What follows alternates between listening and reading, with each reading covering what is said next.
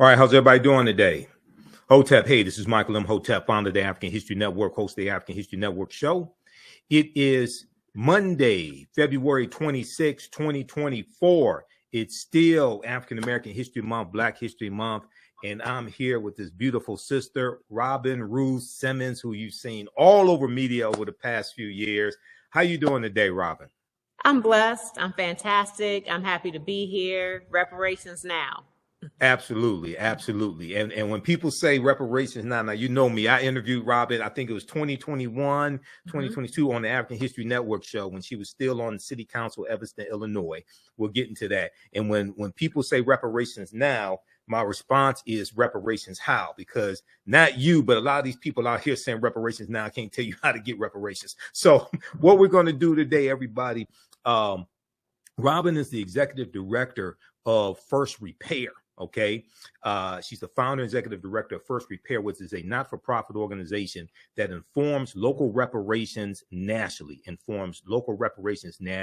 Now, previously, Robin Rue Simmons was the 5th Ward Alderwoman for the City of Evanston, Illinois, when she led, in collaboration with others, the passage of the nation's first government-funded Black reparations legislation. And we're going to have her give us an update on that as well.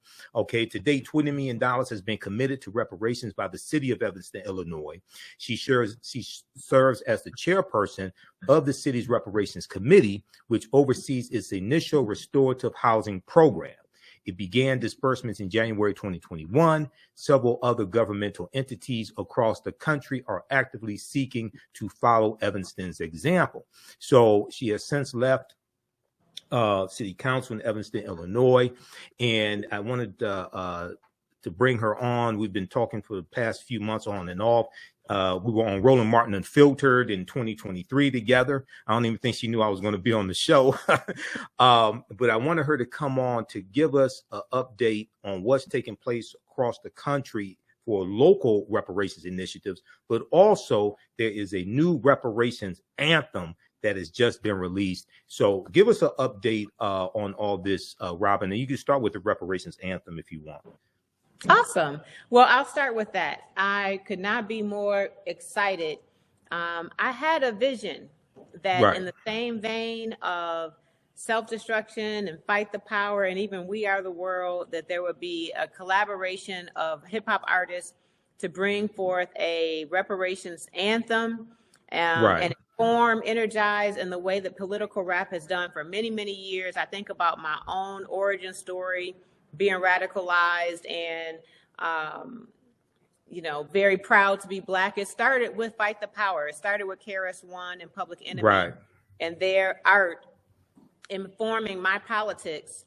And so we have a reparations anthem. It is called Reparations. It just released on Friday. It's on all streaming platforms. And the artists include Alaz Muhammad.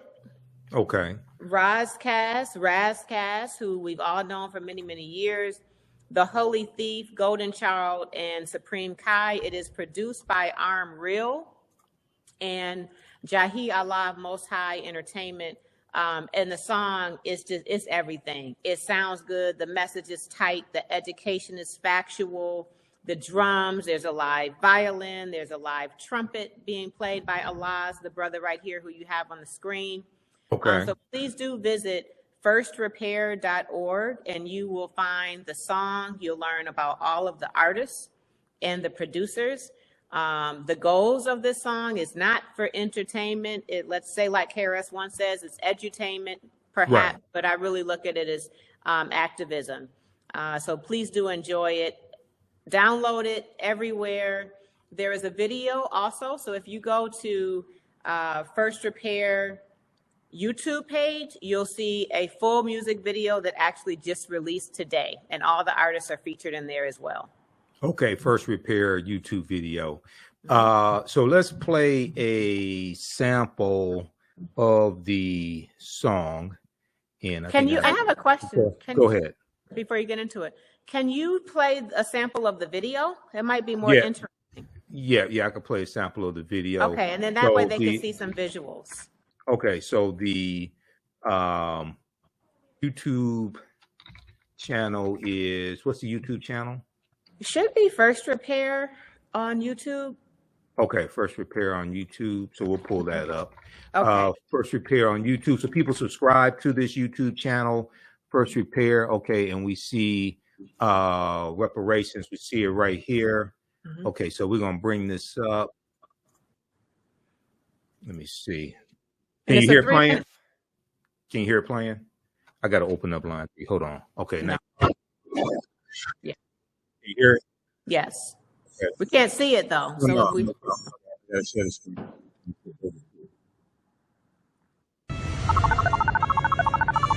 Okay.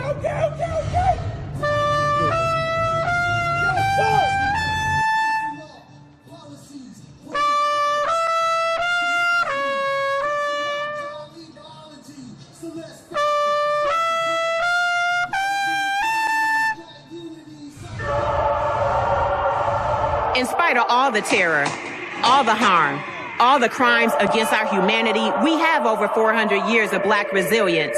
Acknowledge, apologize, repair. This is a call to action. I told Pharaoh, let my people go. And I feel like Joshua and Jericho. God on our side, so we all in know. Mathematics, Asiatic, actual problematic for savages. We demand an answer for these damages. First you gonna acknowledge, then apologize for real, more than teary eyes. Say it was a Holocaust, on up to the homicide. Ally or you anti, now you gotta pick a side. All colors, all generations. We came for reparation. No debating, need more legislation. Worldwide got the people saying we demand reparation. No debating, need more legislation. For independence, this is a declaration. We came for reparation. No debating, need more legislation. Worldwide got the people saying we demand reparation. No debating, need more legislation. For independence, this is a declaration. We came for reparations. We the fruit of what our ancestors prayed for. First generation college graduates and homeowners. You look deeply at the roots and you see way more. History literally getting combed over. USD is an incomplete remedy. You ain't got enough denominations in your treasury to bring back to form all the souls that were taken. Spirits bring to life through these phrases. We came for reparations. 100% profit. Slavery abolished. You Jim Crow, red line, blackballed knowledge. The war on drugs was a war on blacks. And if you speak truth to power, then you under attack financially. You reparated Israel, Native Americans. Past due, you reparated me. You reparated Japanese interns, but you designated we, the people who built this country, never really set us free. No debating, need more legislation. Worldwide got the people saying we demand reparation. No debating, need more legislation. For independence, this is a declaration. We came for reparation. No debating, need more legislation. Worldwide got the people saying we demand reparation. No debating, need more legislation. For independence, this is a declaration. We came for Over reparations. 400 years of oppression is built, so how we heal. Placing law, policies, police try to demolish me. Cause of my godly biology. So let's factor, first repair.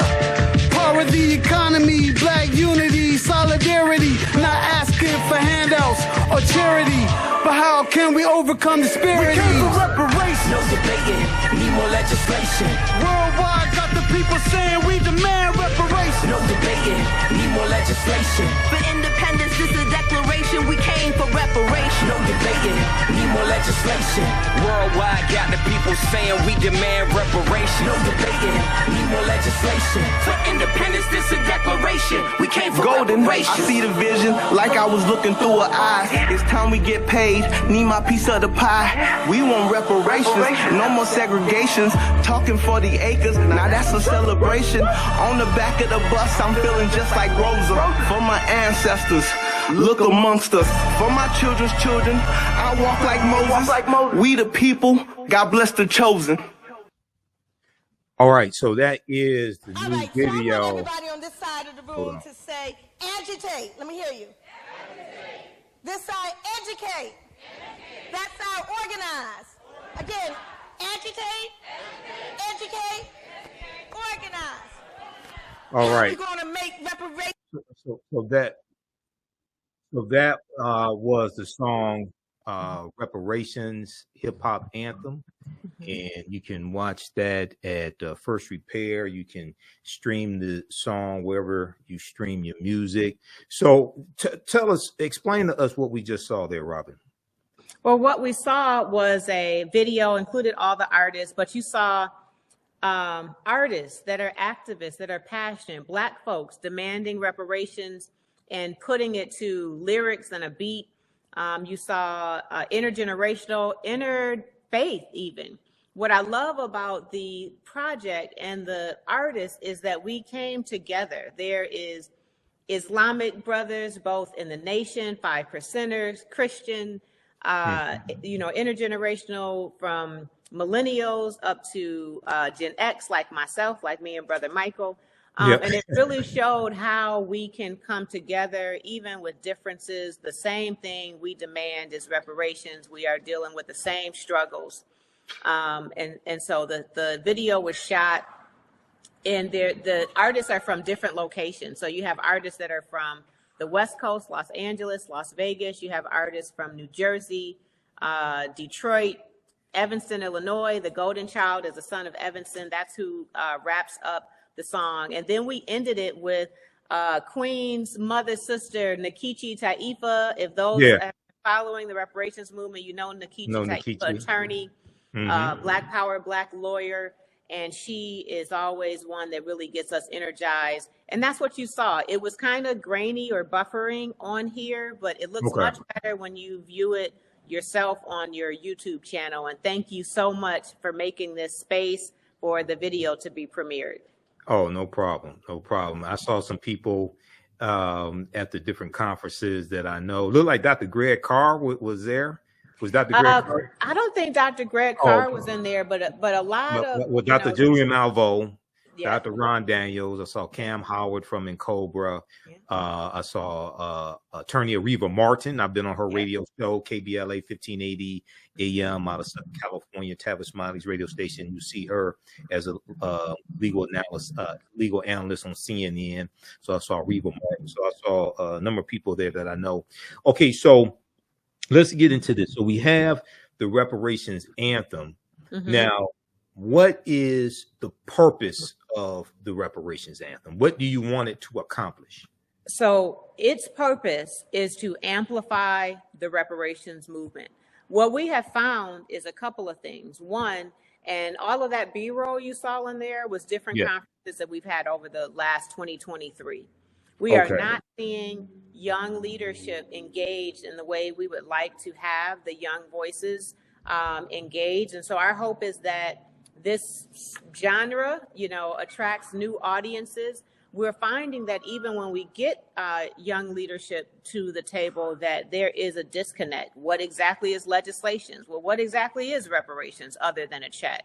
How will we attain it? Michael, I love that you said not reparations now, but reparations how? That's really the question right now. We all want reparations. The case has been made through scholarship and journalism and activism and so on.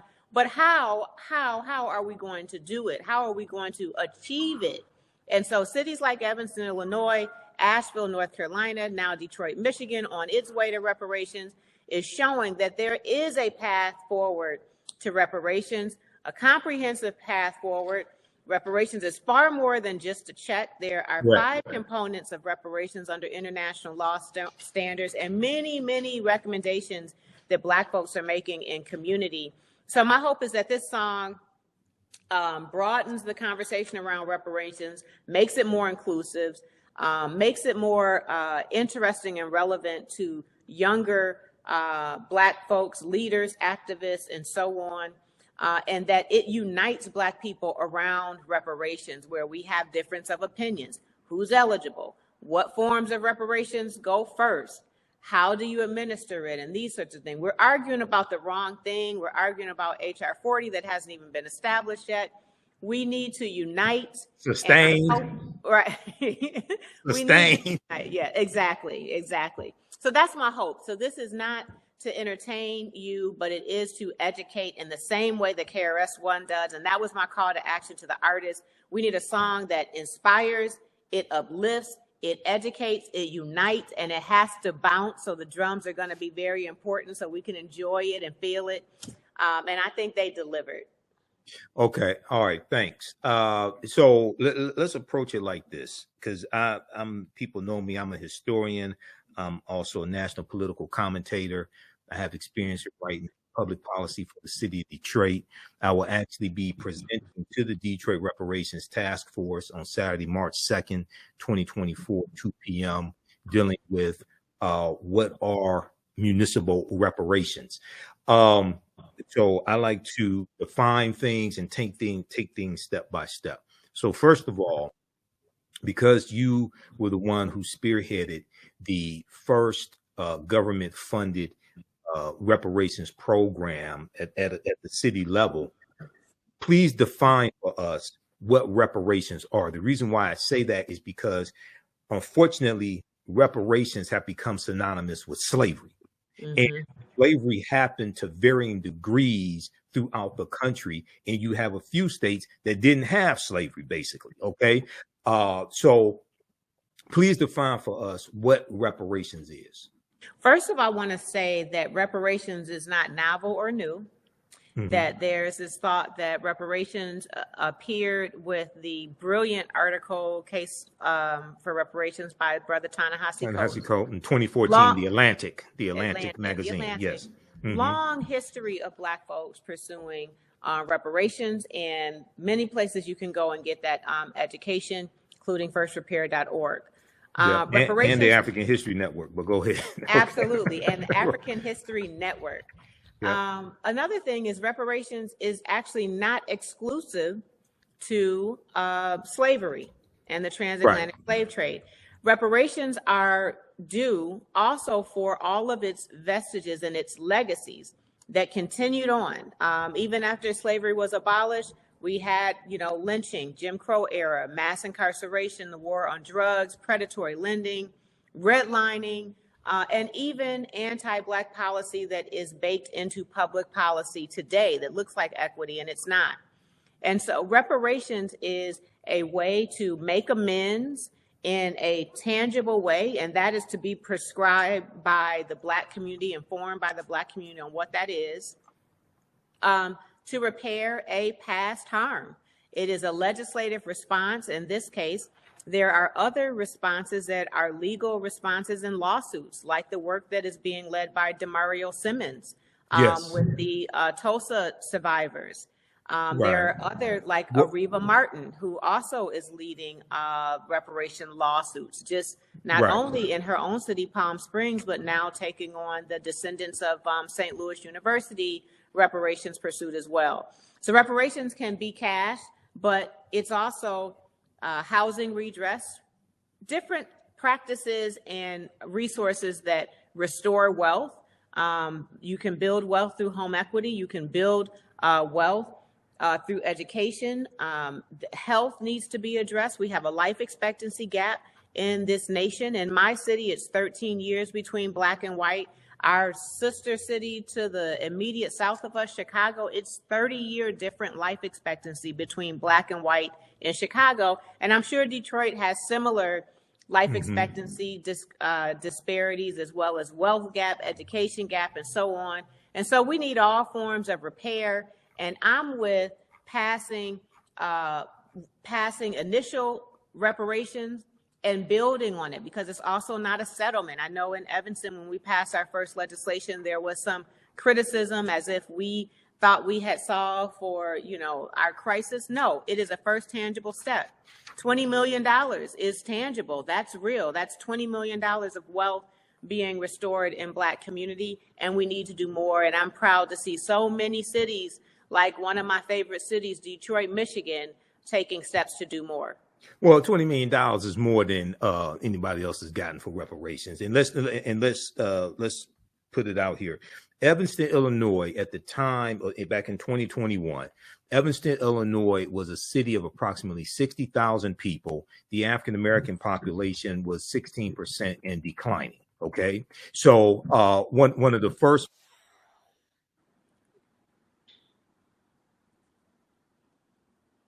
plan. Hold on. So it's one of the first articles where I found out about you was from abcnews.com, and it was this article right here. How the first U.S. city to fund reparations for Black residents is making amends. Up to $25,000 per eligible resident for housing will be distributed this year. Now, this is from March 1st, 2021, from abcnews.com. And it talks about Robin Rue Simmons in here when she was on the city council in Evanston, Illinois, Fifth Ward Alderman or Alderwoman. And she talked about the discrepancies that she saw, the structural inequities that she saw in Evanston in comparison for African Americans, in comparison to her white friends as well who lived in the area.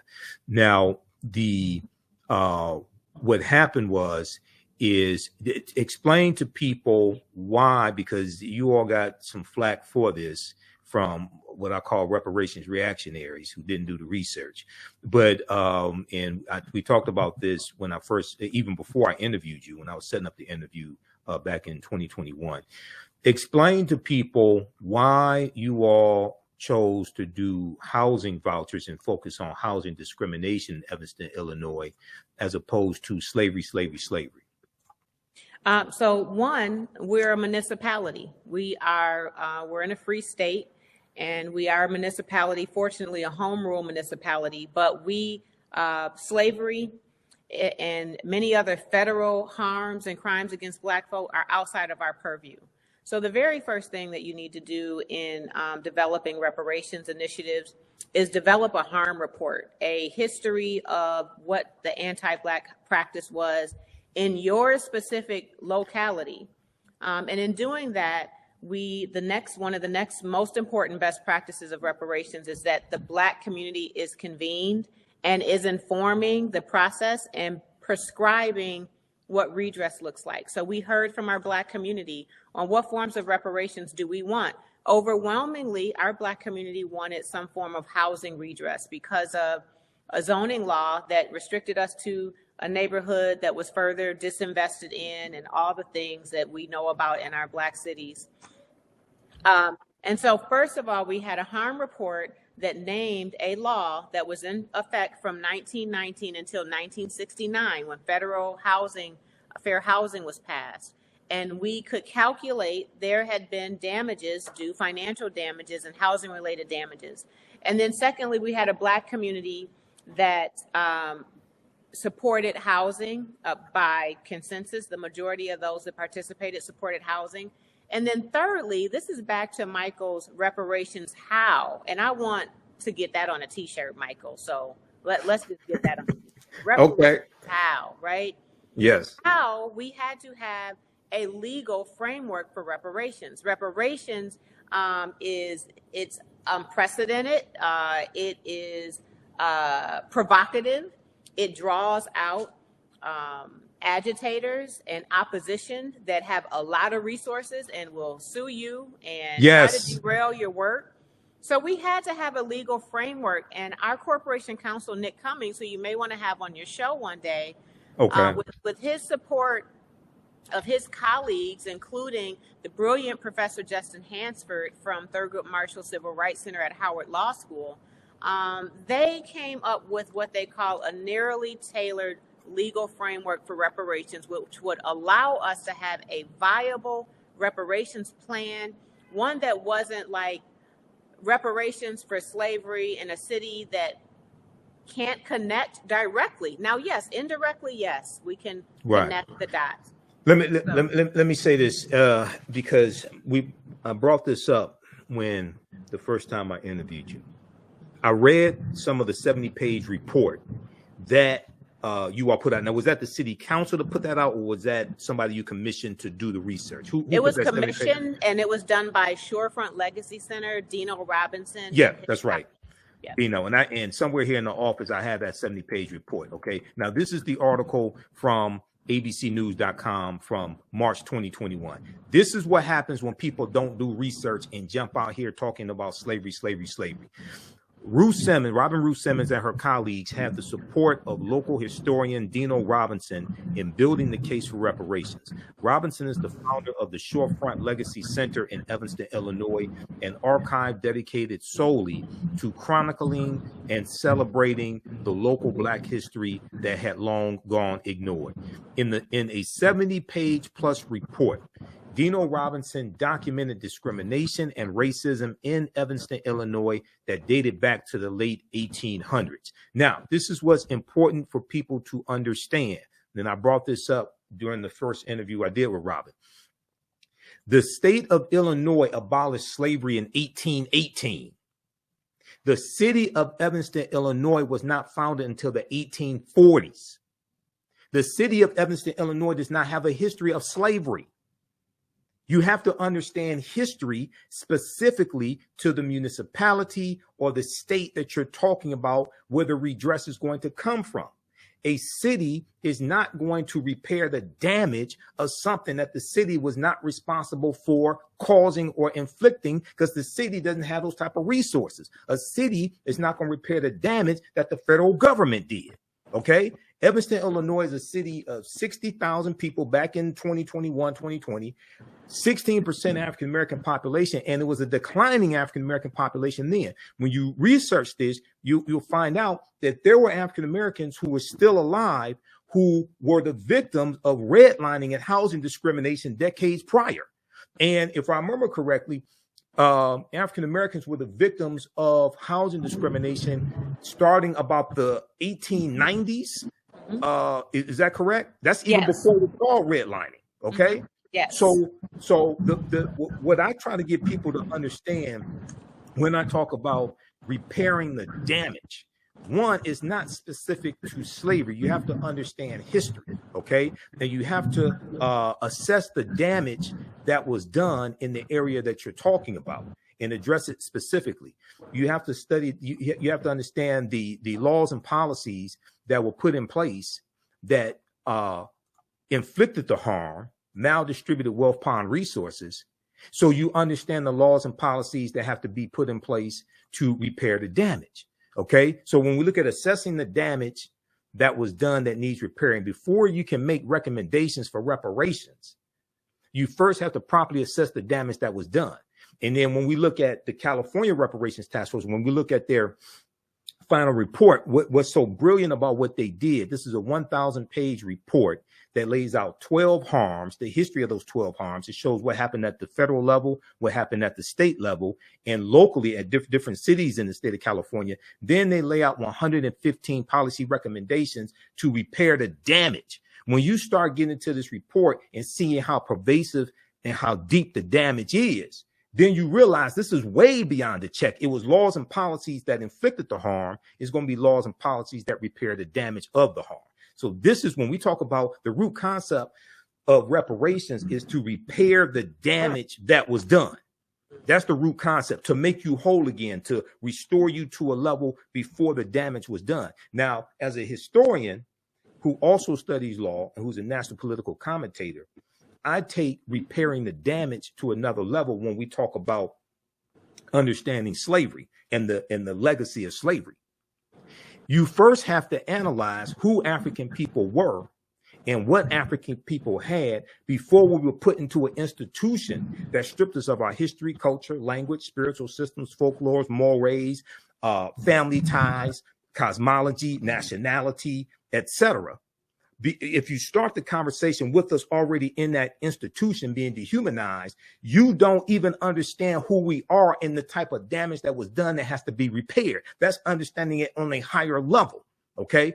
So what I want you to talk about is the success that's happened in Evanston, and then what's happened in Evanston has spurred, if I remember correctly, it's about 100 different local reparations initiatives across the country. And if you want to take that region by region, we can do it like that as well.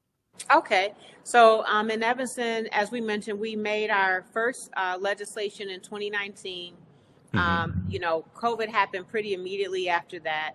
And we came up with our eligibility requirements. And our process, we had 620 applications on our first opening, and we have begun dispersing. So we prioritize our seniors, so those that suffered direct harm. All of those were about 70 years or older. At our reparations dinner, ancestor dinner or appreciation dinner, we had reparations recipient as old as 101 years old there to receive their benefits with their families.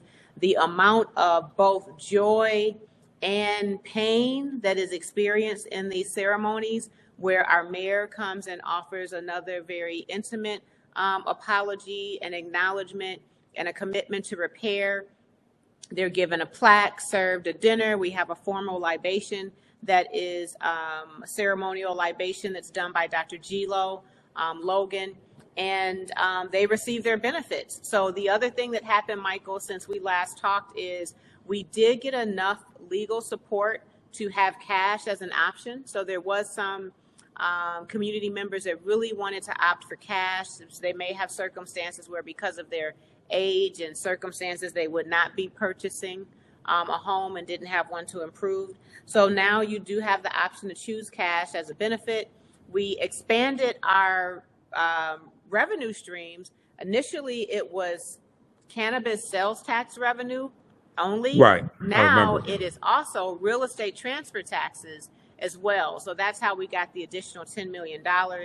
In addition to that, our faith community has really stepped up, and they are showing out. So very quickly, in about 6-month time period, our interfaith community, churches of all faiths, and this is allied churches, not the Black church, synagogues, mosques, temples, and so on, raised an additional $1 million to be a companion to the work that's happening at a municipal level.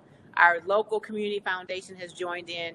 And so moving beyond Evanston, our work has inspired other cities to do their reparations work. This is hyper-local. There's no exact motto. No one has the exact answer. Everybody is the expert in this scenario, and communities need to get their own history. As Michael mentioned, you have to have the history. The harm report informs everything else: eligibility, forms of reparations, amount of reparations, and so on. And so great work is happening in every region. Michael just lifted up the incredible work happening at the state of California.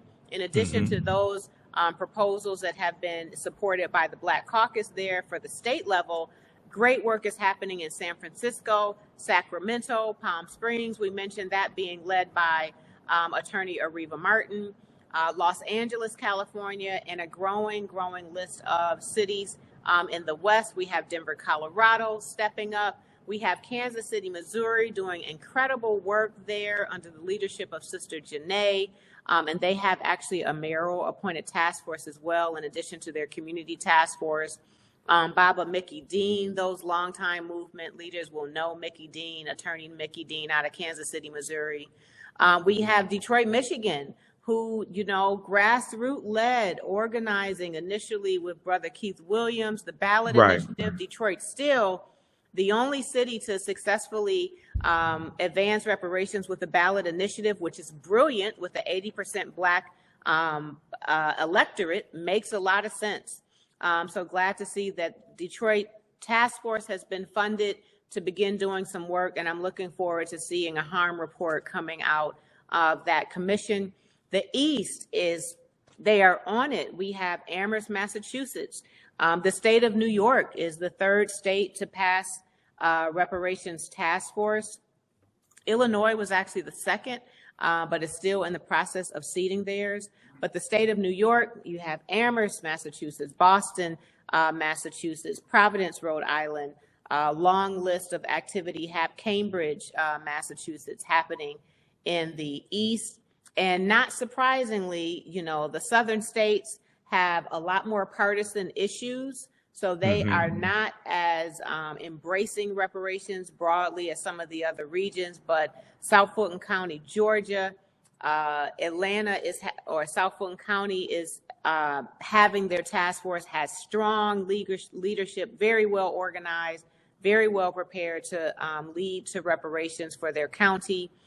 We also have some great work happening in Decatur, Georgia, under the leadership of Beacon Hill, an organization led by attorney Muwali Davis, who you probably have heard his name before, strong leader in the area. Jamoke, who you may know from Cobra, is leading some initiatives that are happening in Miami-Dade County, Florida.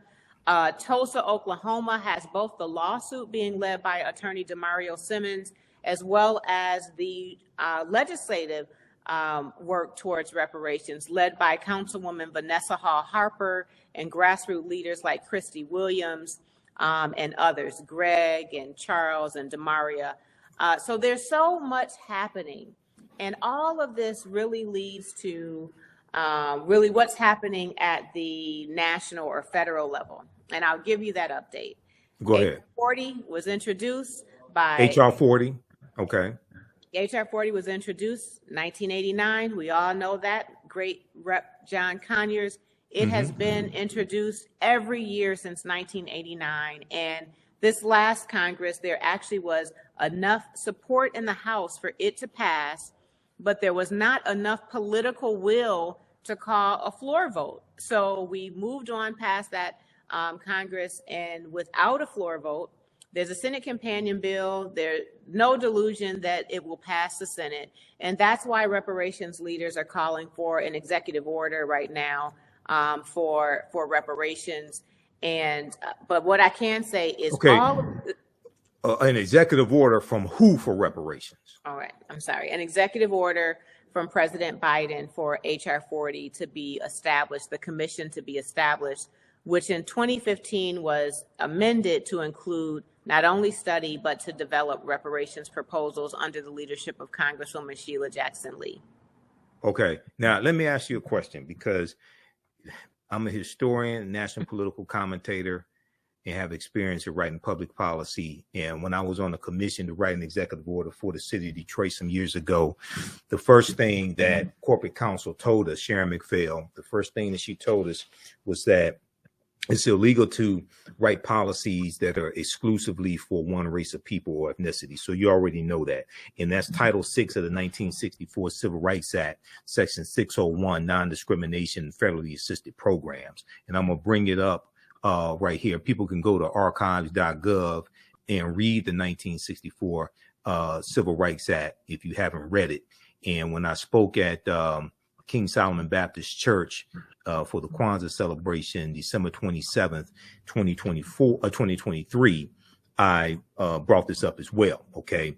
Because I'm going to break this down, and then I want you to respond to this, okay? So, number one, the reason why race-based policies, reason why you can't have policies for only one race of people, and the reason why if reparations, repairing the damage of historical structural inequities, et cetera, if it happens at the federal level, it'll probably be based upon lineage, like is what's decided out of California, because they have a similar law in California where race-based policies are illegal. And they want to make sure that whatever gets passed in the state legislature does not get struck down in the courts, because if anything that gets passed will be challenged in the courts. I guarantee you. If affirmative action when it comes to college admissions was struck down by the courts by 6-3 conservative Supreme Court, a lawsuit brought by conservative activist Ed Bloom, okay, if the executive order on forgiving student loans was struck down by the 6-3 conservative court, which is Donald Trump's Supreme Court, you think anything that passes regarding reparations won't be challenged, especially coming out of California? Absolutely. So they have to make sure, just like in Evanston, Illinois, they have to make sure they are on strong legal footing because they know challenges are coming. But go to archives.gov, search for the 1964 Civil Rights Act, and it's Title VI, Section 601, non-discrimination and federally assisted programs. No person in the United States shall, on the ground of race, color, or national origin, be excluded from participation, be denied the benefits of, or be subjected to discrimination under any program or activity receiving federal financial assistance. Okay. Now, I want you to explain why an executive order for HR 40 is needed from President Biden? Because I disagree with that, but I want you to go ahead and I'm going to explain why I disagree with that and why it's not needed. Go ahead. Well, I'd love to hear your response, why you disagree, but it's needed because it won't pass Congress. Even with it passing the House, it won't pass the Senate. An executive order is the only path forward for HR 40. I would love to hear, and Michael, please help me, give me some direction. I've been really just very hyper laser focused on what's happening locally because we are getting some traction. And I think that a local to national approach for reparations in the same way of school desegregation, ban the box, marriage equality, we're seeing more progress in that direction. And I'm taking leadership from national reparations leaders, and executive order is what the call has been. But that's why we need it, because it won't pass Congress. Right now, with an election forthcoming, it's a very tricky situation. So Brother Cam Howard has a initiative called Earn the Black Vote campaign. I believe it's earntheblackvote.org. And it is to message to President Biden and the vice president on reparations is the expectation for Black voters to continue supporting the Democratic Party. Now, I want to be careful there, too, because some think that this is a don't vote if we don't get HR 40 signed by executive order. I'm never going to suggest that anyone abstain from voting, not after the hard fight of our ancestors for us to have that right. But that's just a little bit of the update. Okay, so let me deal with it like this here.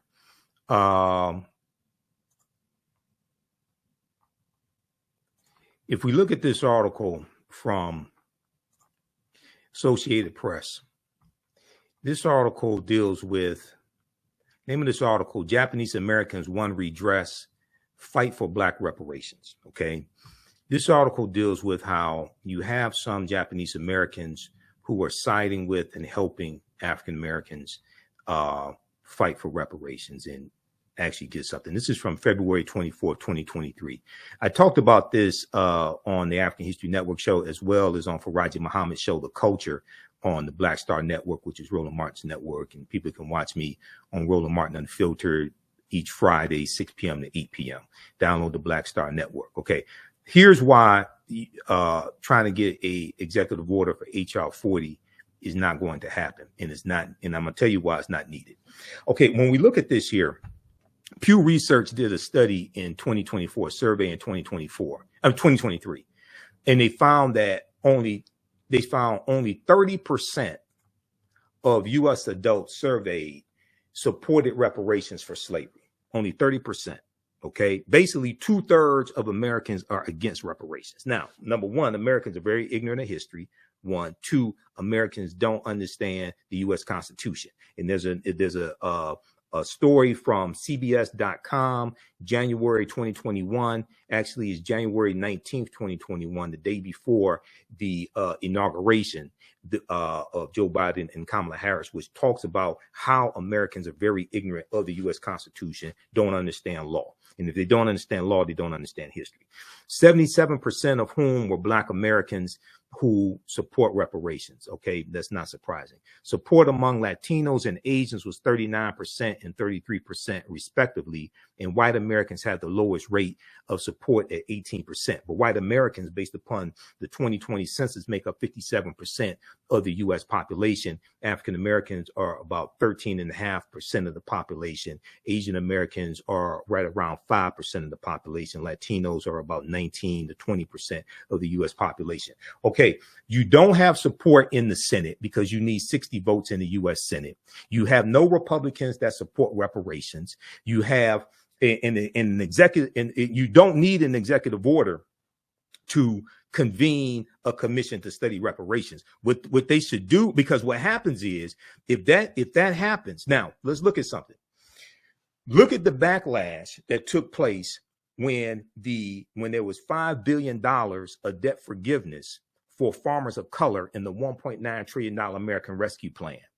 And white farmers filed lawsuits against that, saying they were being discriminated against, and now it's tied up in court. Senator Lindsey Graham was on Fox News. Senator Lindsey Graham of South Carolina was on Fox News saying this is reparations for black farmers, but if you're a white farmer, you get nothing. Now, he forgot that white farmers in 2020 from the Trump administration got almost $26 billion in aid from the federal government because Trump killed the soybean market with China, okay?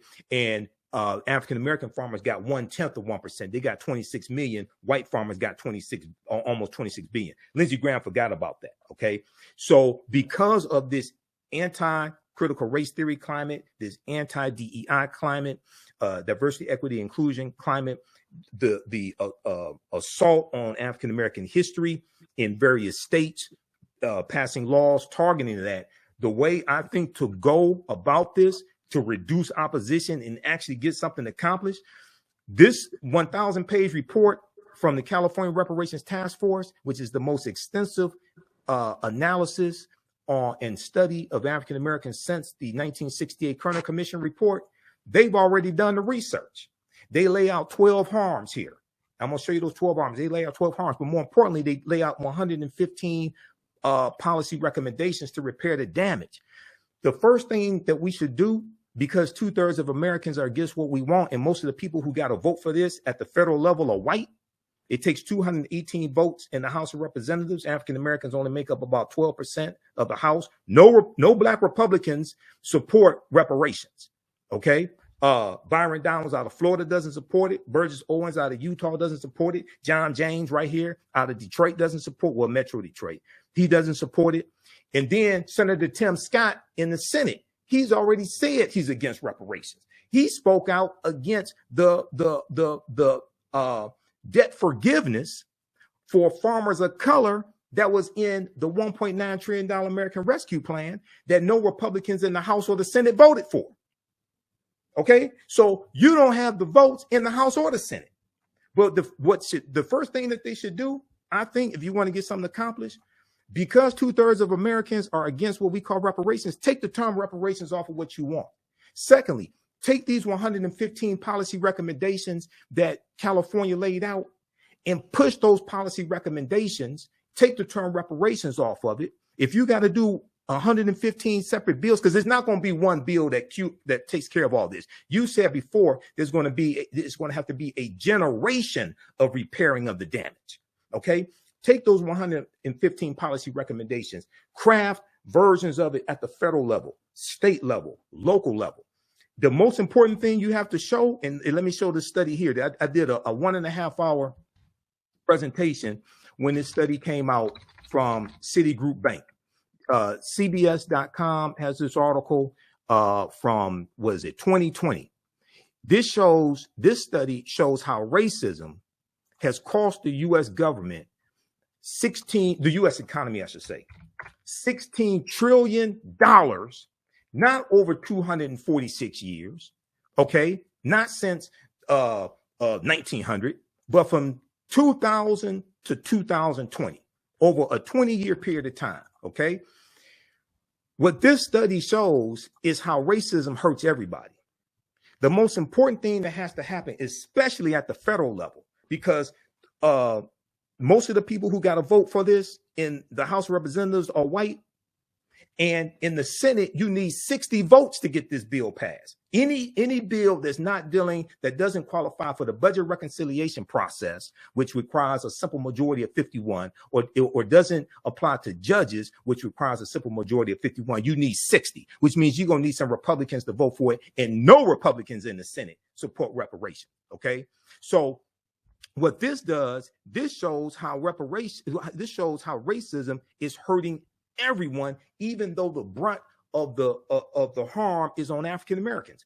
America could have been $16 trillion richer if not for inequities in education, housing, wages, and business investment between Black and white Americans over the past 20 years. New research concludes.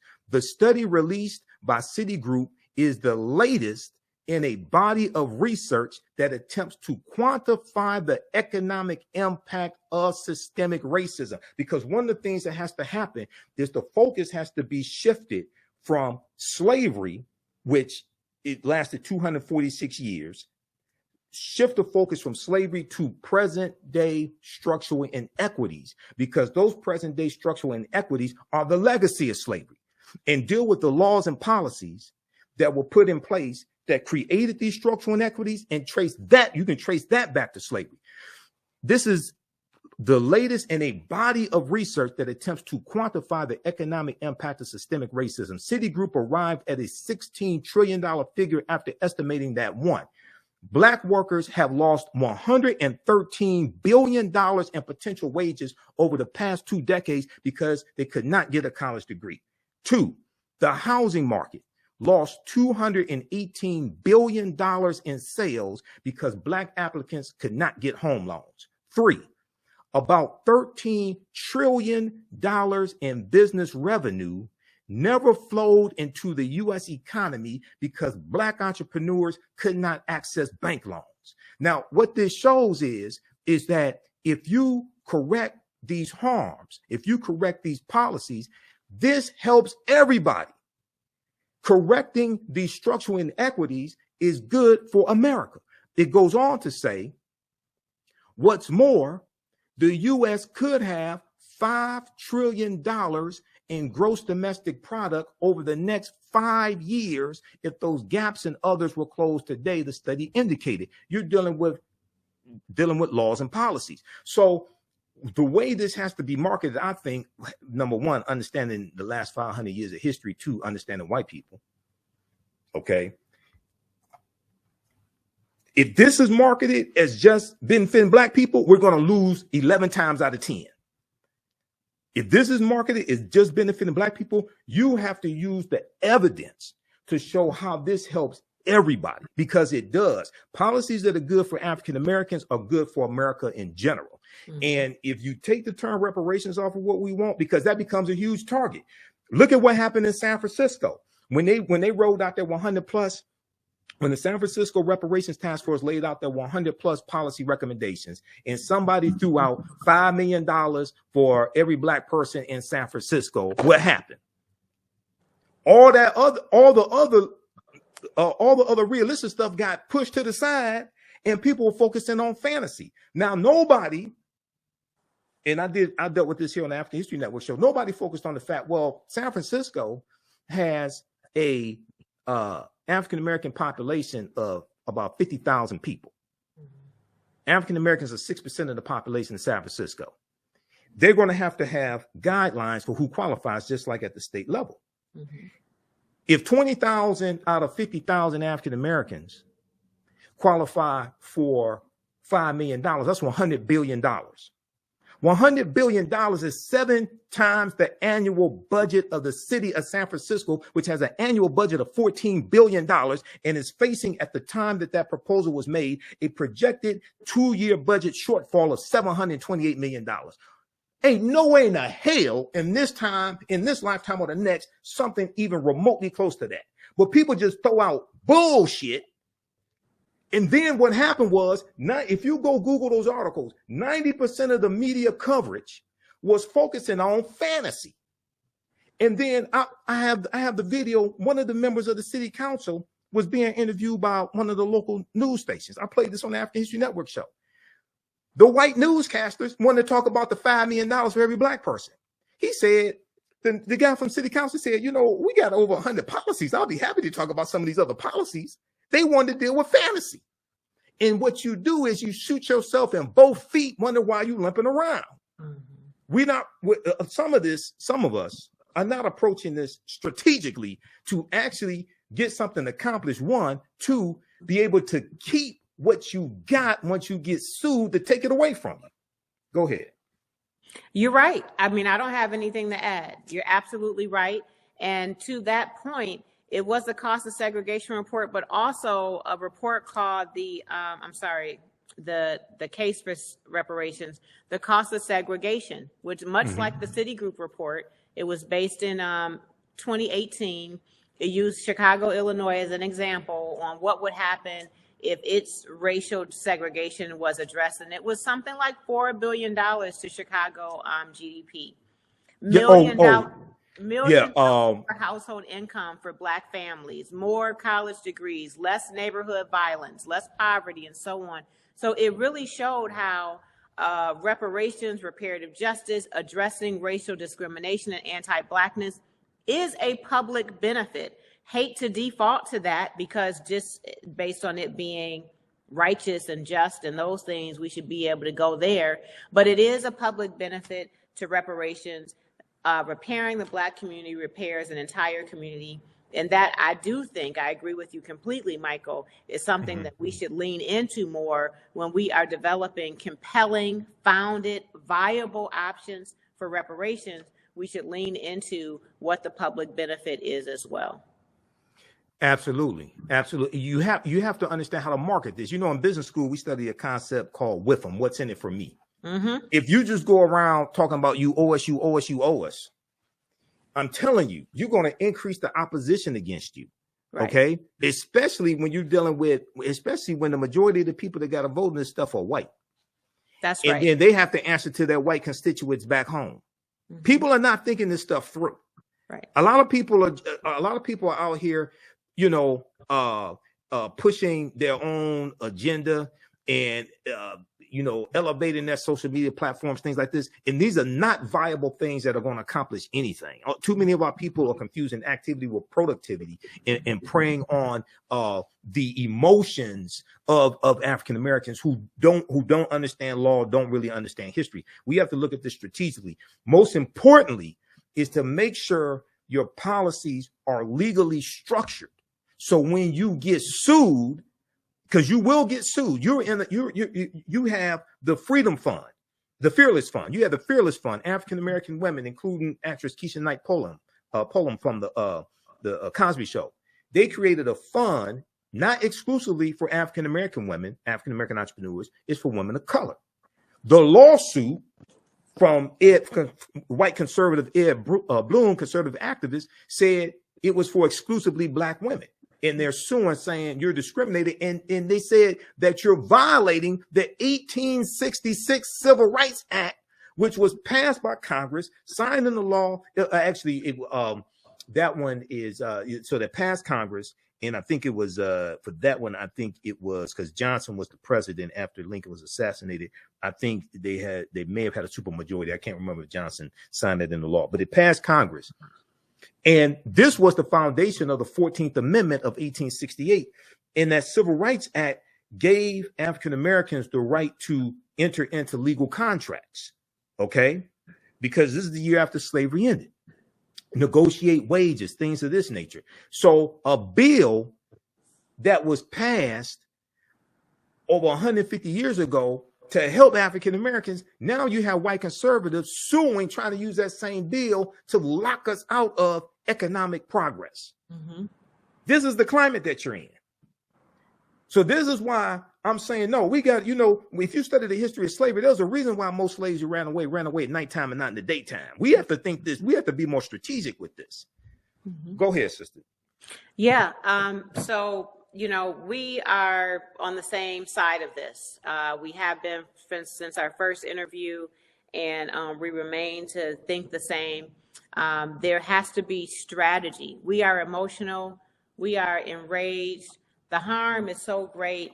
No one single policy will ever be enough. So it's false debate. Should it be this or that? It should be this and that. It should be state and local and federal. It should be institutions and so on.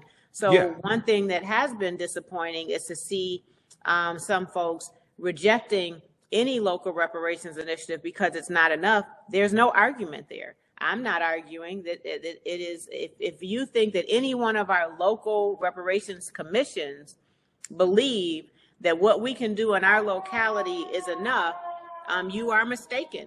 I would say every local reparations initiative that I have been engaged with names a federal response to reparations as a demand to the federal government. And we are doing what is our part. We are not solving the issue of slavery in these local reparations initiative. We're not even solving the issue of redlining. So I've seen a lot of articles reporting that Evanston is the first slavery reparations. No, it's not. That's still Evanston is reparations for redlining. Nope, still waiting on the federal government to address that. But what we can do is address what's happened locally. In Detroit, is it Black Bottom and the things that happen with the freeway and overassessed property taxes and so on. Those are Detroit-specific harms that Detroit needs to repair and is committed to doing that with their task force. And so, yes, I agree with everything that you said. And I do believe that the local movement is making progress. I've seen how it's changed hearts and minds in our own city. I've mentioned our interfaith community standing up. I mentioned our community foundation standing up. But all of these local initiatives is really to call to action other institutional accomplices as well. Even in Detroit, I haven't seen the harm report, so I can't really tell you, but I could tell you the story's the same. The municipal government harmed Black people, but so did some institutions, whether it's a healthcare system, a university, a school district, an industry, maybe it's the big three. I'm not sure, but there are other institutional accomplices in Detroit, in addition to the Detroit city government, that have a responsibility to repair. I would encourage the community to look at the academy at colleges and universities as partners in this work. When you need help with research and other types of reports, there are professors that can use capstone projects and these types of things. Michael can give the Detroit Commission recommendations on these types of things, but it's really all hands on deck. It's all hands on deck. But right now, I just want to really shout out and send power to all of the local activists in Detroit and all across this nation, my own city, Evanston, Illinois, that is doing this work, that is holding local elected leaders accountable and supporting them. When I was in office, I was fortunate to have the support of our local NCOBRA chapter. Chicago NCOBRA chapter was very supportive in helping with public education and also helping with grassroots organizing for reparations. And I do hope that you lean into your historically Black organizations for support on reparations, whether it's NCOBRA. I don't know if NCOBRA is active in Detroit right now. It could possibly be your local NAACP branch. It might be a coalition of clergy and lay leaders. I don't know the makeup in your cities, but make sure that you're leaning into even the Divine Nine has been a great help here in Evanston in providing service project support and volunteerism and other forms of leadership. The Divine Nine has been great as well. Okay. So two things that I want to show here, because unfortunately people come to these conversations and post here on social media platforms, and I could tell they don't read, don't do research, don't understand how the economy works, don't understand the U.S. economy is $6 trillion, things like this. Okay.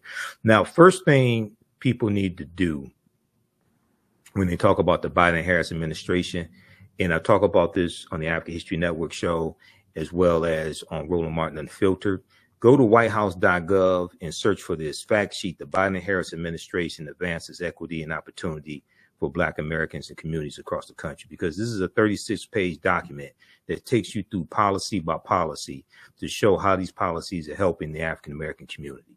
Okay, whether you talk about the $1.9 trillion American Rescue Plan, the $1.2 trillion infrastructure bill, the Inflation Reduction Act, whether you talk about the fact that African American household wealth has increased 60% under the Biden-Harris administration, whether you talk about the lowest unemployment rate since they've calculated the unemployment rate by race since 1972, that happened in 2023.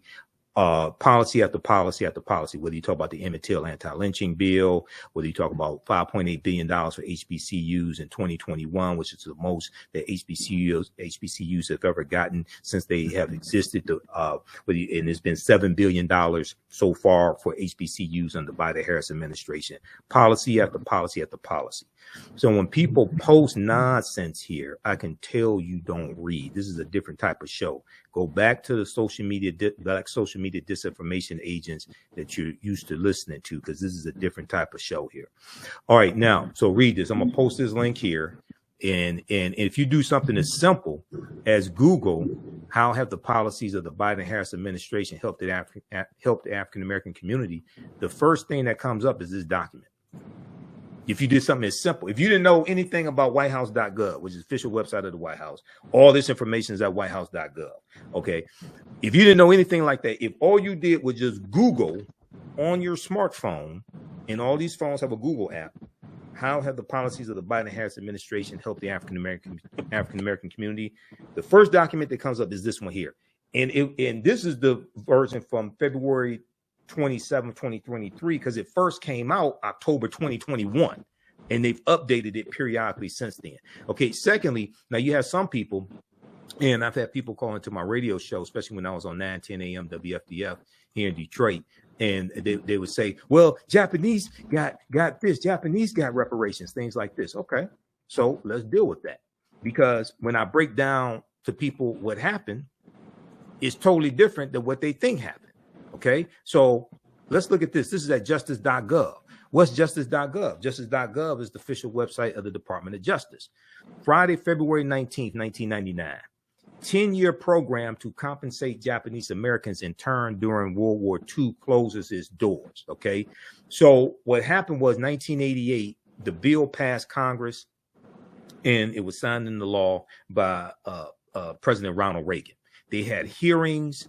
They brought in people who were survivors of the Japanese internment camps. Okay, this was very specific. So when people talk about, oh, Japanese Americans got this and that, the first thing you need to ask yourself is, which Japanese Americans got this? That this did not apply to all Japanese Americans who were in the United States between 1988 and 1998. This only applied to approximately 82,250 Japanese Americans who were actual survivors of being interned in the U.S. internment camps during World War II, or they were people who had to flee. This didn't go to future generations and things like this. That is not what happened here. There was $1.6 billion that was allocated by Congress for the survivors. Okay, not all Japanese Americans in the U.S. at the time. And that was for that period from about 1942. They got $20,000 each, okay, in redress to 82,219 claimants, totaling more than $1.6 billion. And there was a 10-year window that you had to apply to get this. All right. Now, the problem is that all the last of the former slaves died in the 1950s. And the reason why this was specific for those who were actually the survivors, those who were directly harmed, is because, like I said, race-based policies are illegal at the federal level, which is Title VI of the 1964 Civil Rights Act, Section 601, non-discrimination in federally assisted programs. So what happens is, Robin, and you know about this more than me, you got too many people out here running around, running their mouths that don't read anything, don't do no research. Just run out here, slavery, slavery, slavery, cut the check, cut the check, cut the check. Talk about that for a minute, please. Oh, geez. That part, I have learned to work around that. But early in this, it was incredibly frustrating because it's a real distraction when you are looking to gain support from allies and educate the public. And then you have the Black community who is sharing inaccurate information, getting information from a Facebook timeline or some other place. It sets us back. It sets back our progress. It sets back our momentum, because now we have to sort out what's actual and what is not. And I always make a point to write to the source. These are the reports. cityofevanston.org. Go straight to Detroit if you're curious about updates on what's happening with the task force, because this work is very political. It's probably the most political, certainly the most partisan issue that I could think of. And with that comes intentional misinformation. It comes intentional division. It becomes intentional distractions. And then, as Black folks, we are injured in so many ways and disgruntled and hopeless with the government. And a lot of that I understand too. I understand that the government needs to earn our vote and our trust and our respect and so on. But the way we do that is we be educated and informed. And so when we go to them and say, we want this policy, this is why we want it, this is the precedent, we know that it is possible. You did it for Japanese internment. Civil Liberties Act was passed in 1988, and HR 40 was modeled to the T after that successful passing in 1988, but yet we couldn't pass it for Black people to even begin a commission to study. And well, so go ahead, and I'll go ahead and okay. Go ahead. But I'll just say that really, I just thank you, Michael, for lifting up, getting the facts, being informed by the facts that are involved in the work. And then the other thing is everyone's invited to do this work. You don't have to have there's no eligibility to join the movement for reparations. All of the committee and commissions around the United States, including in Detroit, due to Open Meetings Act, these are public meetings. So you can go to these meetings yourself, hear the commissioners, hear the deliberations, see what staff is doing, weigh in an informed way. And I'll tell you that constructive feedback is welcome. We've had political feedback that wasn't helpful and it was a distraction. And we had some really hard constructive feedback that wasn't necessarily flattering to the committee, but it helped us do things like prioritize funding our elders first because they were dying, quite frankly. Right. That makes sense. We funded them first. Other things that we did was we did enough research, got enough legal memos to find out if we could give cash as an option for reparations. These are some of the types of things that we've been able to do, just hearing from the community that came wholeheartedly with good intentions and no agenda other than the successful outcomes for reparations.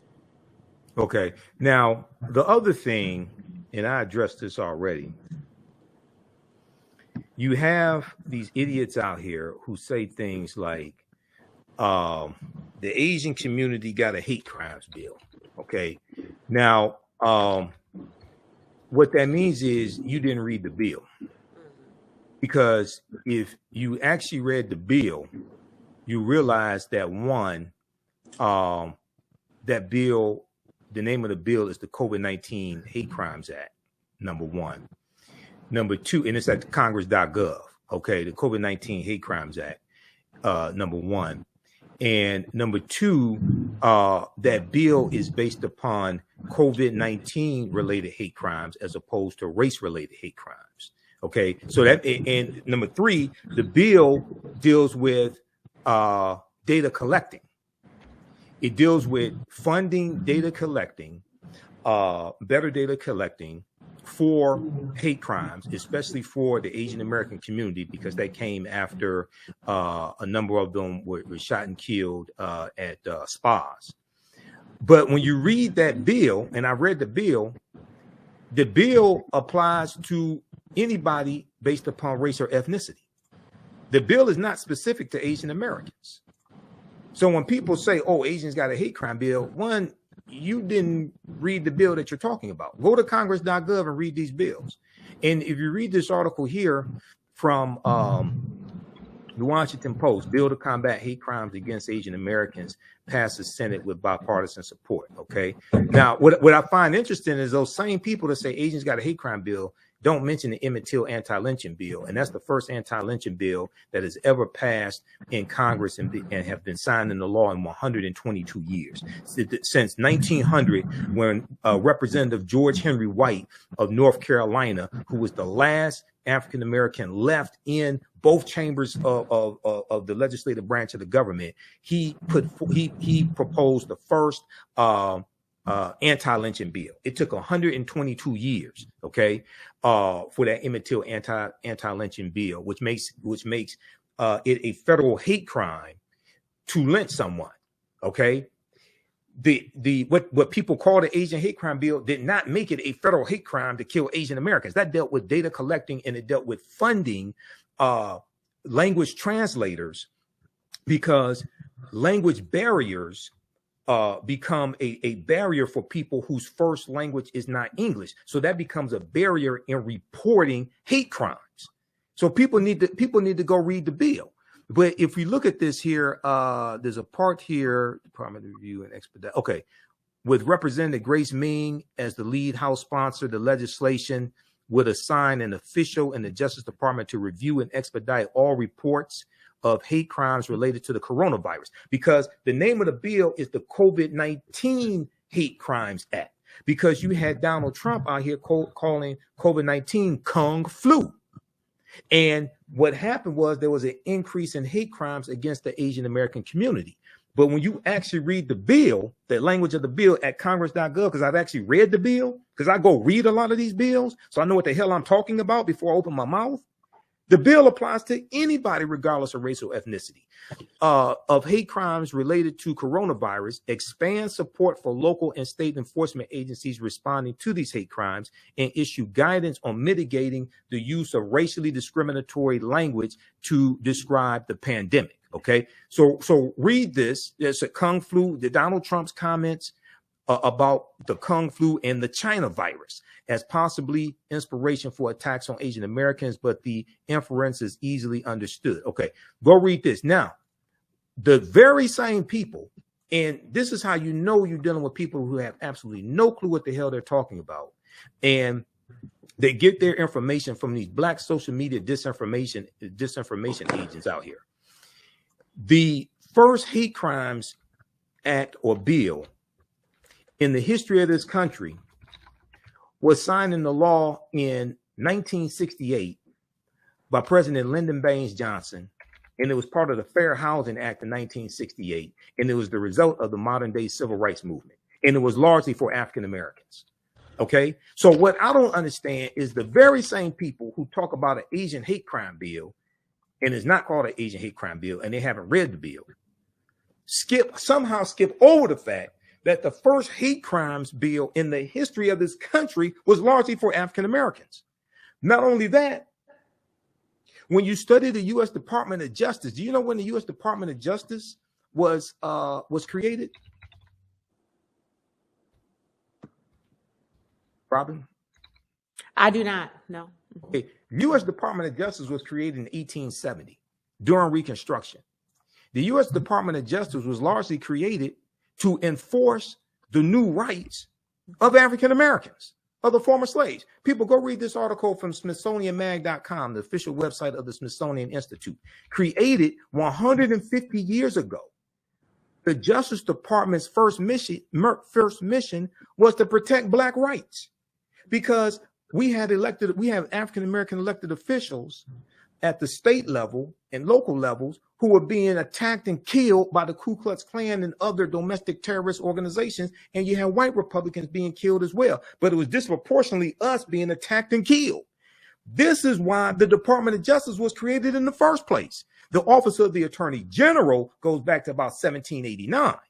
But the U.S. Department of Justice was created during Reconstruction in 1870, largely for African Americans. So I don't know where people are getting this nonsense from, but wherever you get it from, you need to go back and give it back to them. Go ahead.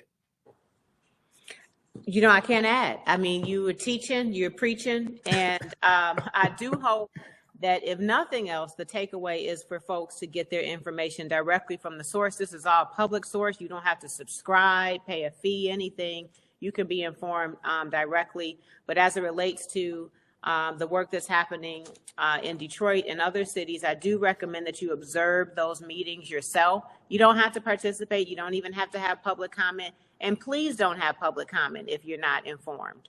But I do recommend that you observe the meetings. And then once you are informed and you have feedback, share it with the committees, because this work really is to be informed by the people. It is to be legislated. Another thing to know is all of the recommendations that come out of these city task force and commissions still have to pass the dais. So it's still going to the city council. It's still going to the state assembly. Yes. So voting still matters. It doesn't matter how strong your commission is. If all of your favorite neighborhood people are on the commission, it means nothing, because it's still going to that city council, and a passing vote, a majority vote is going to be needed at a legislative level as well. So please don't be distracted by the work that's happening alone in the commission. Distract is not the right word. Pay close attention to it, but know that there's a next step, and it's going to include your council member, your mayor, who supports this work, has been educated and informed on this work, and votes it into law, passes a budget, and so on. And so what we don't want to see is like what we're seeing in many other localities, where we're passing a resolution, there's a ceremonial sort of legislation, but no budget, no remedies, no programs enforced, no reparations being delivered. And I'm encouraged by what's happening in Detroit, because I understand that there's a $500,000 budget to operate the task force. And I believe that great things are to come for the work that is happening there. But at least that is a real, tangible commitment that there is money funded to operate the task force. And like I said, I'll be doing a presentation for the Detroit Reparations Task Force on Saturday, March 2nd, 2 p.m. I'm going to put the flyer on our website, AfricanHistoryNetwork.com. It's on my personal Facebook page, Michael Imhotep, IMHOTEP, and it's right here. People can come in person or they can watch online.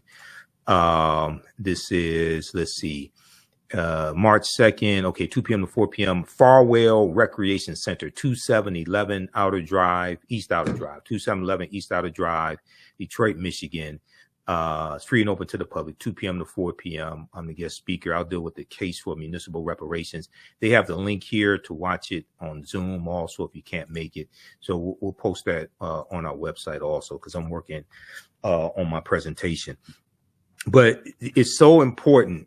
And my teachers, Dr. Leonard Jeffries, Professor James Small, Professor Kabahai Walter Kamene, Dr. Claude Anderson, and Dr. Ray Higgins taught me to do the research first, then speak. And you also learn this in business school, like doing case studies and things like this. I graduated from Wayne State University's business school as well.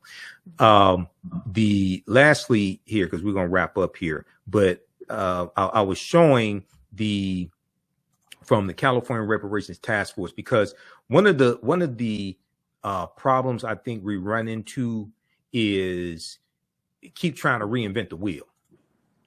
And what I want people to understand is the California Reparations Task Force spent 2 years doing probably 90% of the work, if not more. And what I mean by that is this is a comprehensive study, a comprehensive 1,000-page report that shows what happened at the national level to African Americans, and they lay out 12 harms. I'm going to show you those 12 harms. Then they show specifically what happened in California and other cities in California.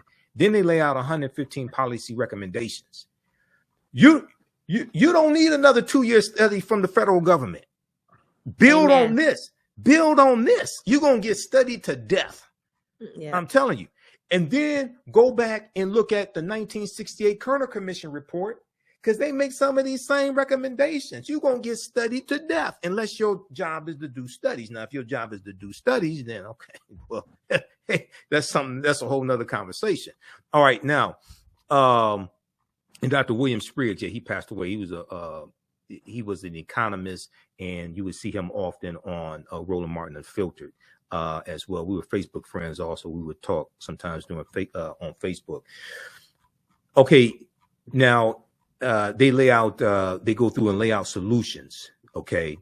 Policy recommendations, I should say. Policy recommendations, about 115 policy recommendations. So go read this. You can Google this, but it's also at oag.ca.gov, Office of Attorney General, oag.ca.gov. Okay. Now, when I spoke at King Solomon Baptist Church for the Kwanzaa celebration, I talked some about the California Reparations Task Force, and I laid out a few quick things here. This is one of the problems that we have, I think, and how we're not looking at this strategically. And I talk about the need to focus on present day structural inequities as opposed to slavery specifically. Because, like I said, race-based policies are illegal at the federal level. All the last of the former slaves died in the 1950s. Our situation is different than Japanese Americans. And what we're dealing with are structural inequities that are the legacy of slavery. So I talked about removing reparations from what it is we want to call it, because that becomes a huge target of opposition. And it gets, you have to understand this right-wing echo chamber led by Fox News, but then also conservative talk radio. I haven't gotten to Twitter. I haven't gotten to X. I'm just talking about Fox News and conservative talk radio. Show how these policies are beneficial for everyone, not just African Americans, since most of the people who have to vote for the policies are not African Americans. And then just a few of the policy recommendations that came from California, because there's over 100 of them. Require payment of fair market value for labor provided by incarcerated persons, whether in jail or prison. Fund community-driven solutions to decrease community violence at the family, school, and neighborhood levels in African-American communities. Establish and fund community wellness centers in African-American communities. Eliminate legal protections for peace officers, police officers who violate civil or constitutional rights. Then we have addressing the racial wealth gap. Wealth is what you own minus what you owe. It's the key to economic security. It is what enables families to build a future. Wealth functions in many ways. It provides economic stability during lean times. It opens doors to improving quality of life. It is a dam against the food waters or flood waters of economic catastrophes. It provides access to political power, and it allows us to live and retire with dignity. Okay, they talk about establish and fund community wellness centers, all that. Okay, now the just so everybody knows who hasn't read the executive summary, they lay out 12 harms that happen at the federal level and the state level, California. Then go deal with the history of the 12 harms. 1, enslavement. 2, racial terror. 3, political disenfranchisement. 4, housing segregation. 5, separate and unequal education. 6, racism in environment and infrastructure. 7, pathologizing the Black family. 8, control over creative, cultural, and intellectual life. 9, stolen labor and hindered opportunity. 10, an unjust legal system. 11, mental and physical harm and neglect. 12, the racial wealth gap. Then their policies they lay out are designed to repair the damage of these 12 harms. That right there, I'm trying to tell people, you don't need another 1-year study or 2-year study. They did the work. We need to take that and run with it and craft policies at the federal, state, and local level based upon what they did. Go ahead, sister, and give people your website also again. I completely agree. And that's how we jumped into our work. People ask, how did you do it so quickly in Evanston? We had enough reports. We had reports that were sitting on shelves that consultants did, a ton of money. The case has been made in various ways through scholarship, research, oral history, and so on. We didn't need years to study it. We need to begin redressing it and putting funding behind it. And I do believe the California Task Force findings and their report should be the reference for every committee, commission beginning in this work, because we can borrow from the work that they've done already. It's succinct. Absolutely. It's categorized. It's current. It's up to date. And I do think that should be almost like a guide, a reference for those that are working on reparations. So please do follow me on all social sites. I'm most active on Instagram, but I am on all social sites, Robin Rue Simmons or Robin_5_Ward. That's my ward. Please do subscribe to updates at firstrepair.org. We have a toolkit. We have discussion guides that are very helpful. If you're an ally, we have work on how to be an ally and how to lead a life of repair. I still recommend that you watch The Big Payback. It's still streaming on Amazon Prime. Talk about that. It's a wonderful documentary that was directed by Erica Alexander, who we know as Maxine from Living Singles, our girl. and her colleague, Whitney Dow, who is a very successful documentarian. It premiered on PBS. It lives on Amazon, and it shows the reparations process in Evanston in a very honest and transparent way. It shows people for and against it, both Black folks for and against reparations. It shows a lot of my personal challenges and barrier as being a leader, serving on city council and leading reparations. But it shows what your community will be going through as you work on reparations. It celebrates the milestones and also shows the challenges. And in addition to that, please do go to wherever you stream music, Spotify, YouTube, Apple Music, Tidal, and look for First Repair. The song is called Reparations. Please do download it and add it to a playlist. The artists are incredible. On our website, you can learn more about all of the artists. And then we also, lastly, we have a monthly strategy session that is open to anyone looking to join the movement or observe the movement. It is online on Zoom. It's every fourth Thursday at 12:30 p.m. Central Standard Time. Just go on and register and you will receive a Zoom link. There you will hear updates on every region in the nation on local reparations. And then we always have an expert presenter. This last month, it was Cam Howard presenting on the national reparations movement. Right, from Ancoba. And this month, I'm excited, or not this month, but March, Women's History Month, we're going to have attorney Nikichi Taifa, Jam, Jessica Ann Mitchell, who you may know from the Black Information Trust, and myself. We will talk about women in the reparations movement historically and today. The next month is going to be Professor Al Tillery from Northwestern. He has an incredible study on reparations that he did in Evanston.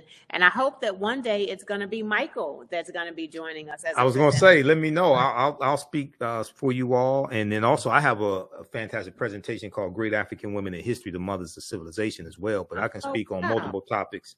Okay. And yeah, I can speak on that. And we can speak on dealing with policy, reparative justice, all of this. Before we get out of here, I just want to share this. So I mentioned the Kerner Commission report, and in 2023, I was on a panel discussion dealing with the Kerner Commission for the Equal Justice Alliance of Michigan. Okay.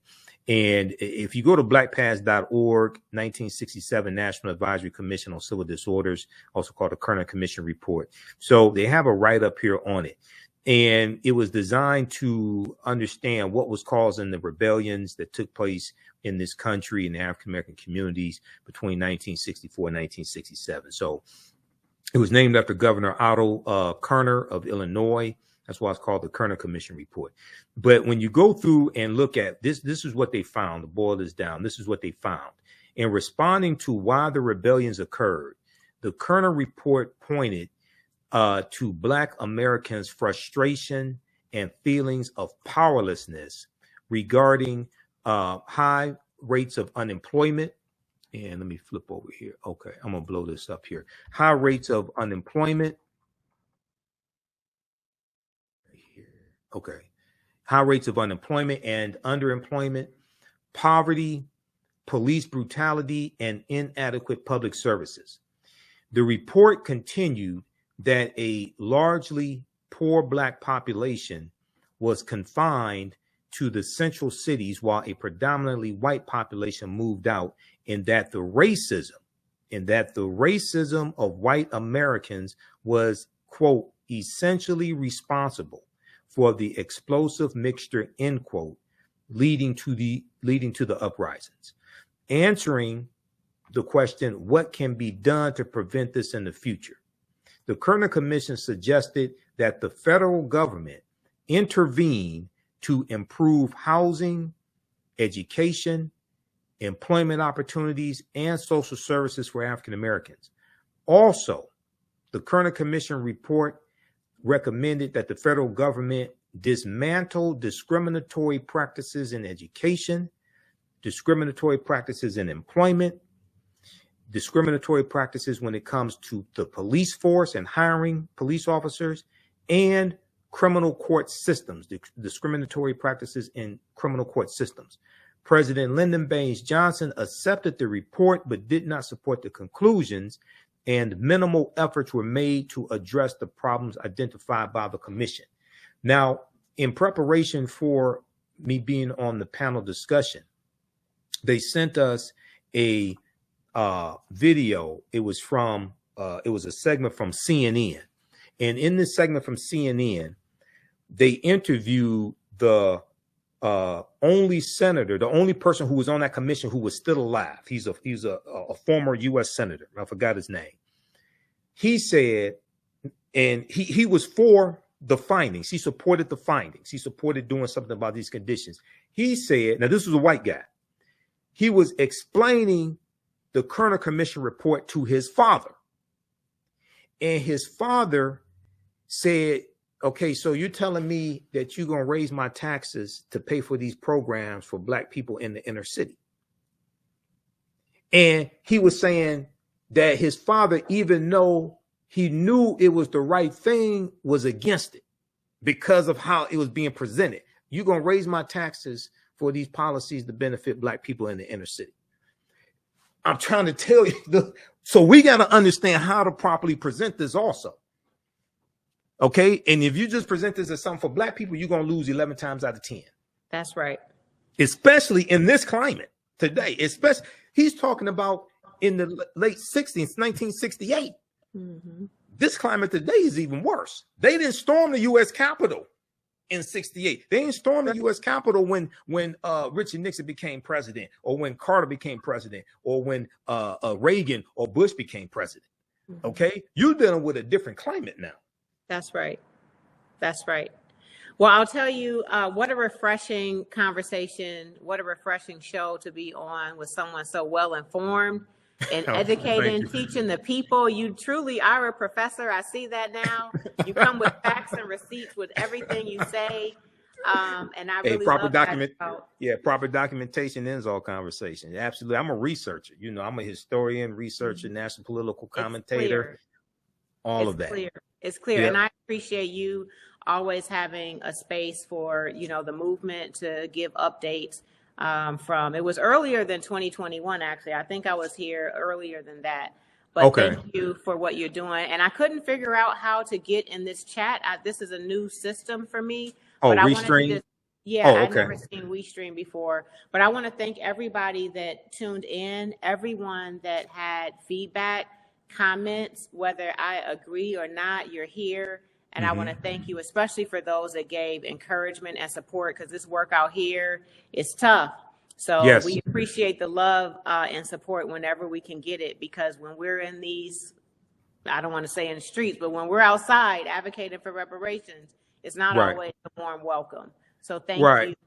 And we get a lot of opposition from our own people, just crazy nonsense, you know, as well. All right, Robin.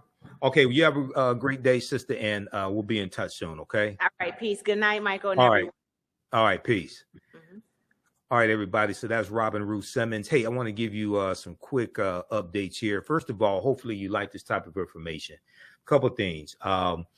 You can support the African History Network, $ the AHN show through Cash App and through PayPal as well. We have the information on our website, theafricanhistorynetwork.com. But I teach a 10-week online history course that just started up. And we have class number 4 coming up Sunday, March 3rd, 2024, 2 p.m. Eastern Standard Time. It's called Ancient Kemet, the Moors, and the Ma'afa, Understanding the Transatlantic Slave Trade, what they didn't teach you in school, okay?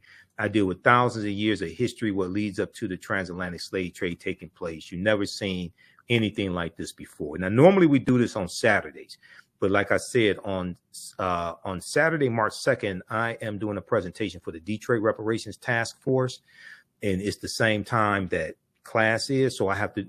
We're going to do the class on Sunday. Okay, Sunday, 2 p.m. You can register for it. We do the sessions live. All the sessions are archived and recorded. and you can go back and watch them over and over again. Even after the course is over with, you can go back and watch it. Okay. I'm going to put the new flyer up there. This is the flyer for our Sunday, February 25th class. As soon as you register, you can go watch that class. My lesson plan here is here for all 10 classes. So we deal with there's over 200 slides that I created. I've been teaching this class on and off since 2017. I created the curriculum for this class, and I selected the articles as well. There's 80 to 100 articles that we look at here in the class. There are about 15 books that we reference. I show you excerpts of the book on the screen. You don't have to buy any of the books to follow along in class. We look at excerpts. We also look at excerpts of interviews I've done with some of our historians, some of our scholars, Professor James Small, Professor Kabahai Watha Kamene, Anthony Browder, Runoko Rashidi, etc. Okay.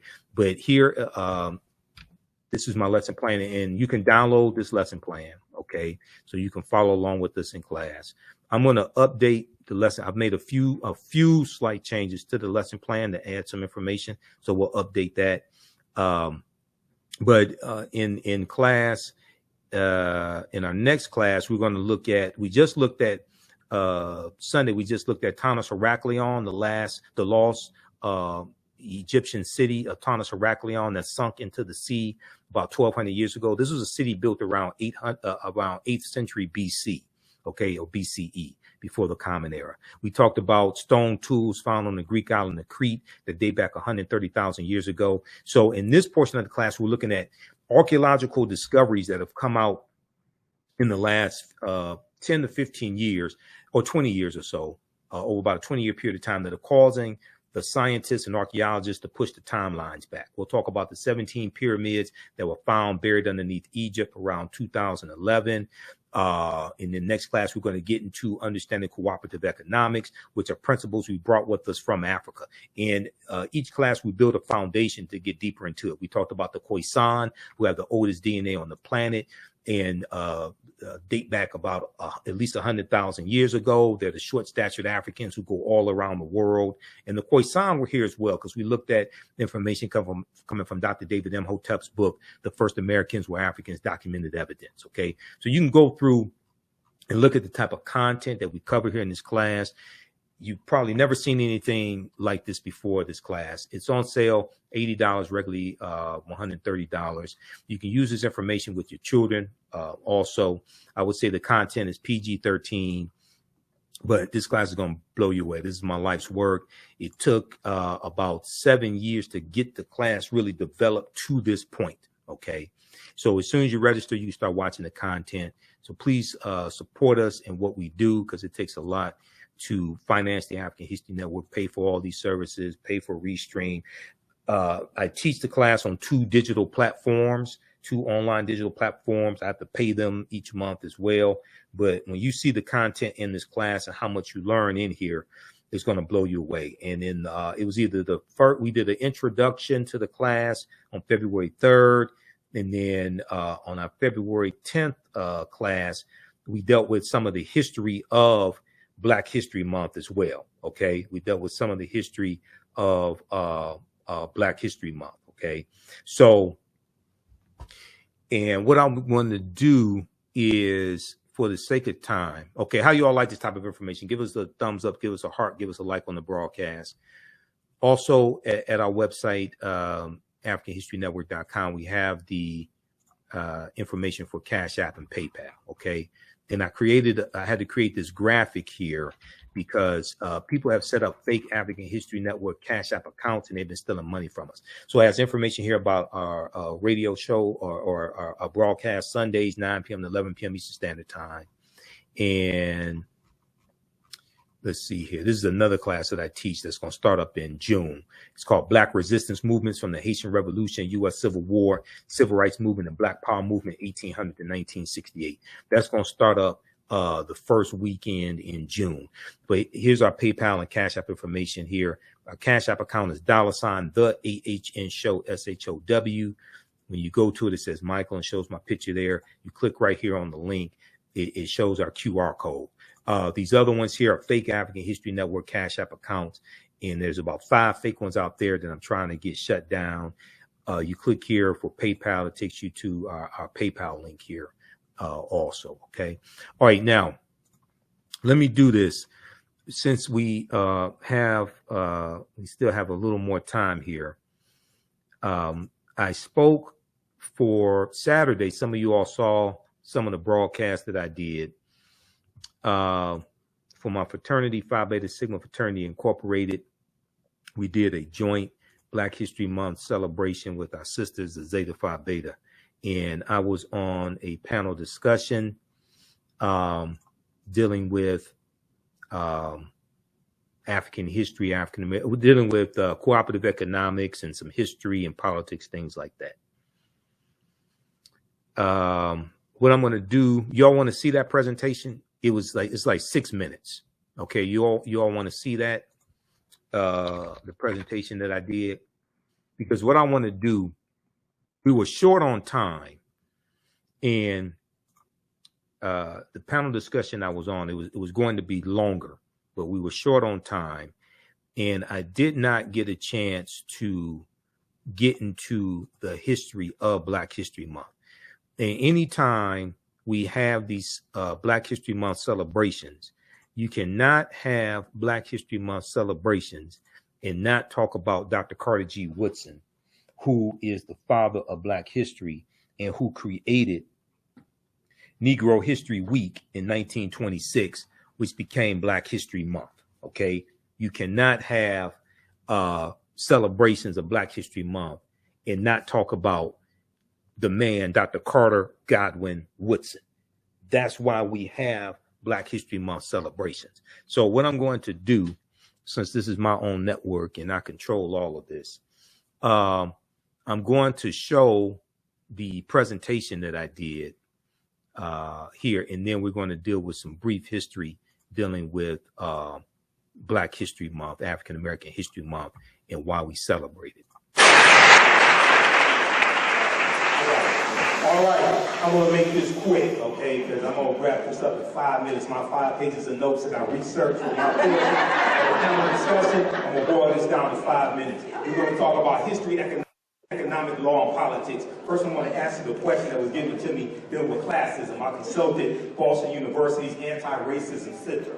Classism is a belief or a set of policies that deny people their dignity, deny people their value based upon a perceived belonging to different socioeconomic groups, whether they're poor, whether they're middle class, etc. And you create policies around that to target them. So in the African American community, we see higher rates of health-related disparities, high blood pressure, cancer, etc. We see higher rates of pollution, and pollution is connected also to higher rates of health disparities, etc. Okay. Now, one of the things that I'm Imhotep, founder of the African History Network, host of the African History Network show. One of the things I was also asked to talk about was dealing with economic empowerment and how we deal with that in the African American community. I speak across the country. I'm on Roland Martin Unfiltered every Friday. We need to focus on history, economics, law, and politics. The acronym HELP. History, economics, law, and politics. When 2 of my teachers teach, Dr. Linda Jefferson and Professor James Small, as well as myself, I use what's called the pyramid principle. If you think of a pyramid, the pyramid of Khafre at Giza, a pyramid has 3 sides. The foundation is African history and culture. It's our history and culture that gives us our values, our interests, and our principles. Our VIPs, our values, our interests, and our principles. This gives us a cultural paradigm that we see reality through, okay? It influences the 2 sides of the pyramid, your economic empowerment and your political empowerment. It influences how you engage in economics, okay? I have a contention with a lot of these economic empowerment gurus out here who try to convince us that wealth creation is the same as economic empowerment. And I was interviewing one of them, and I said, we can all have stock portfolios valued at $5 million and still spend 97% of our dollars with people that don't look like us. You have wealth creation, but you don't have economic empowerment. So when we look into our history, if you read the book, Collective Courage by Dr. Jessica Gordon-Nemhard, who's one of the top authorities on the history of cooperative economics, the co-ops are principles we brought with us from Africa. But since, for the most part, we've been stripped of our history, culture, language, spiritual systems, folklore, mores, we don't understand that we have this in our history. The Free African Society of 1787 was one of the first mutual aid societies. We have the Colored Farmers Union, 1886, out of Texas. They grew to 1.2 million members in various states. And these were African-American farmers that were sharing farming techniques, sharing all types of equipment, things like this, becoming very prosperous. They had to disband because of death threats from white supremacists. We look at the Colored Merchants Association, 1928, coming out of the National Negro Business League, 1901, Booker T. Washington. This grew to about 243 black-owned grocery stores all across the country. And what they were doing was sharing marketing techniques, accounting techniques. They were buying in bulk, and they were competing better against the Woolworths and Crescents, okay? So you look at another one would be the Black Panther Party for Self-Defense and the mutual aid programs that they had, the screening for sickle cell anemia, the breakfast programs, different things of this nature. When they were they have programs to deliver food to senior citizens who could not get out of their homes. So we have these different types of co-ops and mutual aid societies in our histories. In our history, what happened was that many of us went to white business schools or business schools at HBCUs that taught white business principles. And we tried to bring white capitalism back to the African-American community. And what happened was, when you got rid of the co-ops, you got rid of a lot of the cooperation. Because to have co-ops, you have to have cooperation. Now, I graduated from Wayne State's business school. I learned a lot of white business principles. What made me so dangerous was I was studying African history outside of the white business school. So I understood the difference, okay? So, I want to wrap this up here. I want to thank everybody for your hard work. I know it's a lot of work. I've organized events similar to this before, but this is what we have to understand. Now, politics, let me wrap up with this. Politics is more than just voting. Voting is extremely important. And you get a lot of stupid people, and I'm censoring myself because of where we are. You get a lot of stupid people when you don't vote strategically. Politics is the legal distribution of scarce wealth, power, and resources. Let me say it again. Voting is only one small part of politics. We've never been taught to play the game of politics to win. Politics is the legal distribution of scarce wealth, power, and resources, and the writing of laws, statutes, ordinances, amendments, and treaties, the adoption, interpretation, and enforcement. Now, sometimes I get in trouble for this, but I tell people when I was on the Bonnie Parent show on 19 a.m. before we went to West Country. I was a talk show host there for 7 years. I still have my social media platforms, a million followers on the African History Network, Facebook fan page, so that doesn't faze me. I said, I know people mean well, but we have to learn to vote strategically, and we have to stop telling African Americans to exercise your right to vote. Okay? Listen to me. You don't vote for exercise. If you want to exercise, go to the gym and work out. You vote for power. Everybody else understands this, especially black power. That's what you vote for. You vote for laws and policies that are beneficial to you, your community, your people, and what's good for African Americans are good for America in general. Okay? So I'm going to leave it there. I got a whole lot of other information. Come see me at the table here. The speakers that have my information and information on my online history classes as well. Asante Sana, my hotel, Wakanda forever. Only 6 minutes and 14 seconds. That's how I do it. Thank you, Brother Imhotep. We're going to pass the mic. So join us. All right. So normally we do. I had, what they did was they consolidated. There were going to be 2 panel discussions, and for the sake of time, they consolidated 2 panel discussions into 1 large panel discussion. So I had to make the most of the time that I had, okay, because I only got 1 chance to speak. But they're going to have me speak again because I blew people away with my information. Okay, so how'd you all like that? Give us a thumbs up, give us a like, give us a heart on the broadcast. Who needs to still register for my new 10-week online history course, Ancient Kemet, the Moors, and the Ma'afa, Understanding the Transatlantic Slave Trade? Next class is Sunday, March. It's next class is Sunday, March 3rd. Yeah, March 3rd, 2024. Sunday, March 3rd, 2024 is the next class. Okay, now, we're going to look at this briefly here, dealing with African American History Month, Black History Month. Okay.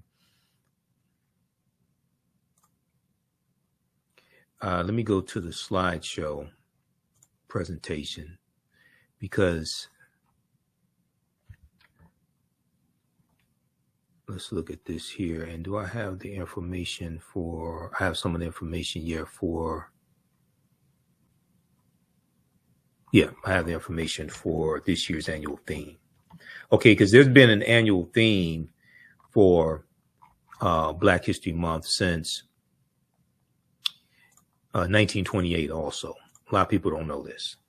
This year's annual theme is African Americans and the Arts. African Americans and the Arts. And I'm going to give you some information on that, because for the most part, the way we commemorate, the way we celebrate Black History Month is wrong. And unfortunately, a lot of us haven't done the research, mean well, but haven't done the research to really understand it. I did the research, and I went to ASALH's website, Association for the Study of African American Life and History, and researched the origins of Black History Month years ago. Plus, I talked to one of the past presidents as well, Dr. Darrell Scott of ASALH. Okay, so the father of Black history, the father of Black History Month is Dr. Carter Godwin Woodson, Dr. Carter G. Woodson. And he was born December 19th, 1875, 10 years after slavery ended. He was born in Virginia. He died April 3rd, 1950. He wrote numerous books. His most well-known book would probably be The Miseducation of the Negro, which came out in 1933. Now, Dr. Woodson, and when we look at why was Black History Month created, Dr. Carter G. Woodson founded what was known then as Negro History Week in 1926. Okay, 1926.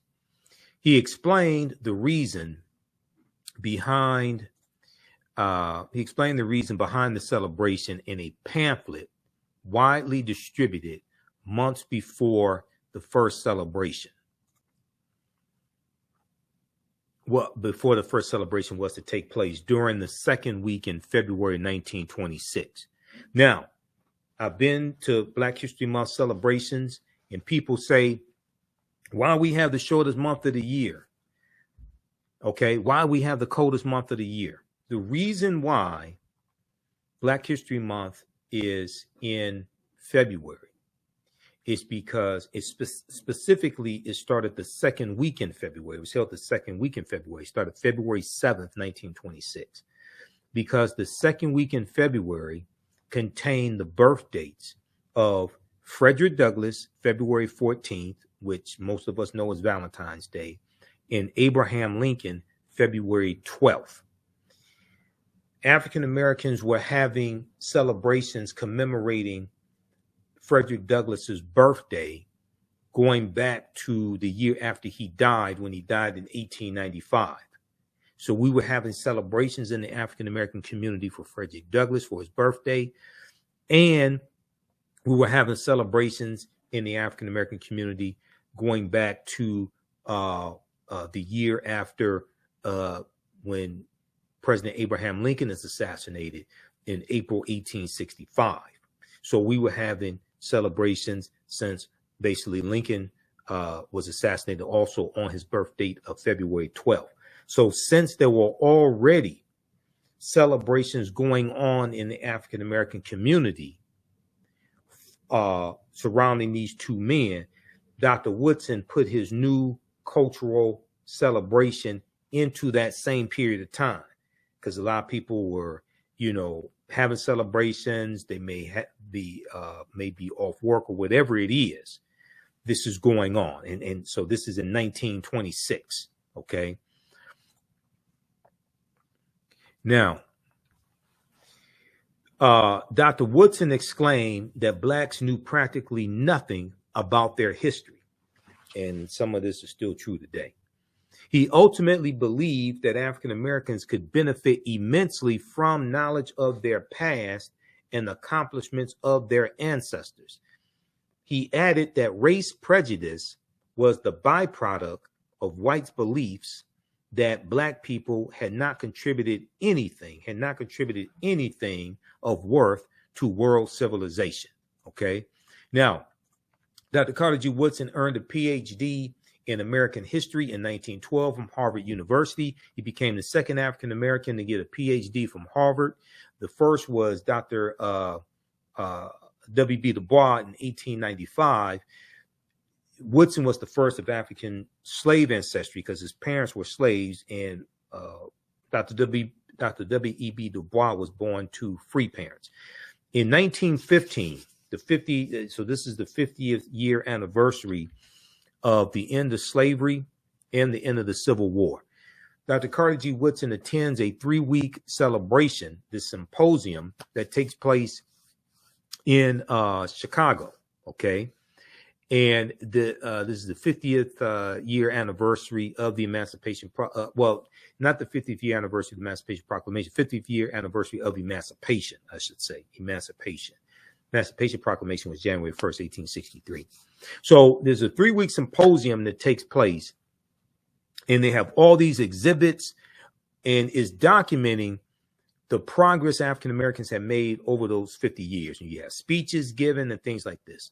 And it's at the symposium that Dr. Carter G. Woodson gets the idea to create an organization dedicated to the study and the preservation and the documentation and the teaching of African American history as well as African history, because he didn't just deal with the contributions of African Americans here in the U.S., but worldwide, as well as on the continent of Africa. So he decides to create an organization to promote the scientific study of Black life and history, the scientific study of Black life and history. So this takes place on September 9th, 1915. He and 4 friends co-found the Association for the Study of Negro Life and History at Wabash YMCA there in Chicago. Okay. In 1916, he creates the Journal of Negro Life and History, the Journal of Negro Life and History. And this was a journal dedicated to publishing the papers of African-American historians, because the white historical journals usually did not want to deal with the same topics that we wanted to deal with, or would not deal with those same topics the same way. So he understood we had to have our own infrastructure. Okay. 1921, he creates Associated Publishers, Inc., which was a Black publishing company that he used to publish his books. And they also published textbooks for Black teachers to use as well to teach, Black children. Now, Dr. Carter G. Woodson argued that if the historical record was set straight, and that if the history of Black people were studied along with the achievements of others in schools, not only would Black youth develop a sense of pride and self-worth. Not only would Black youth develop a sense of pride and self-worth, but racism would also be abolished. And Dr. Woodson said the history of African Americans had to be taught in every school across the country, not just in schools where we were the majority of the population of the students. Okay, he understood it had to be taught in every school across the country. Now, Woodson concluded, quote, "Let truth destroy the dividing prejudice of nationality and teach universal love without distinction of race, merit, or rank, with sublime enthusiasm and heavenly vision of the great teacher. Let us help men rise above the race hate of their age unto the altruism of a rejuvenated universe." Now, Negro History Week was, as it was called in 1926, was the first major achievement in popularizing Black history or African American history, and was unique in that it focused on African American youth. Now, it wasn't only for African American youth, but there was a focus on our youth. Dr. Woodson realized that the miseducation of Black people began in their homes, in their communities, and in their elementary schools. Dr. Woodson's vision of Negro History Week was optimistic, strategic, and long-term. He wanted this modest week-long celebration to serve as a stepping stone toward the gradual introduction of Black history into the curricula of all levels of the U.S. educational system. He's saying this has to be taught in all schools across the country, as well as in colleges also. The reason why is because the way you treat a people is largely based upon what you think about a people. What you think about a people is based upon what you have been taught about a people. What you've been taught about a people is based upon everything you read, heard, and seen about a people. So if you go through 12 years of education and you get a high school diploma, and you're not required to learn the history of African Americans, but you're required to learn American history, world history, American government, things like this. When the history predominantly of white people is required for you to be able to graduate, to get a diploma, so you can go into the military, so you can get a job, so you can go to college. But the history of African Americans is not required to do the same thing. What you're tacitly saying is that these people's history is more important than these other people's history over here. And since people are a product of their history, then you're tacitly saying that white people have more value. White people are more important because you have to learn that history than African Americans are. Okay, so you have this tacit superiority and inferiority ingrained in the educational system based upon whose history is being taught. So Dr. Woodson understood this. Okay, let's continue. All right, how you all like this type of information? Give us a thumbs up, give us a heart, give us a like on this broadcast, and be sure to register for my online history course also.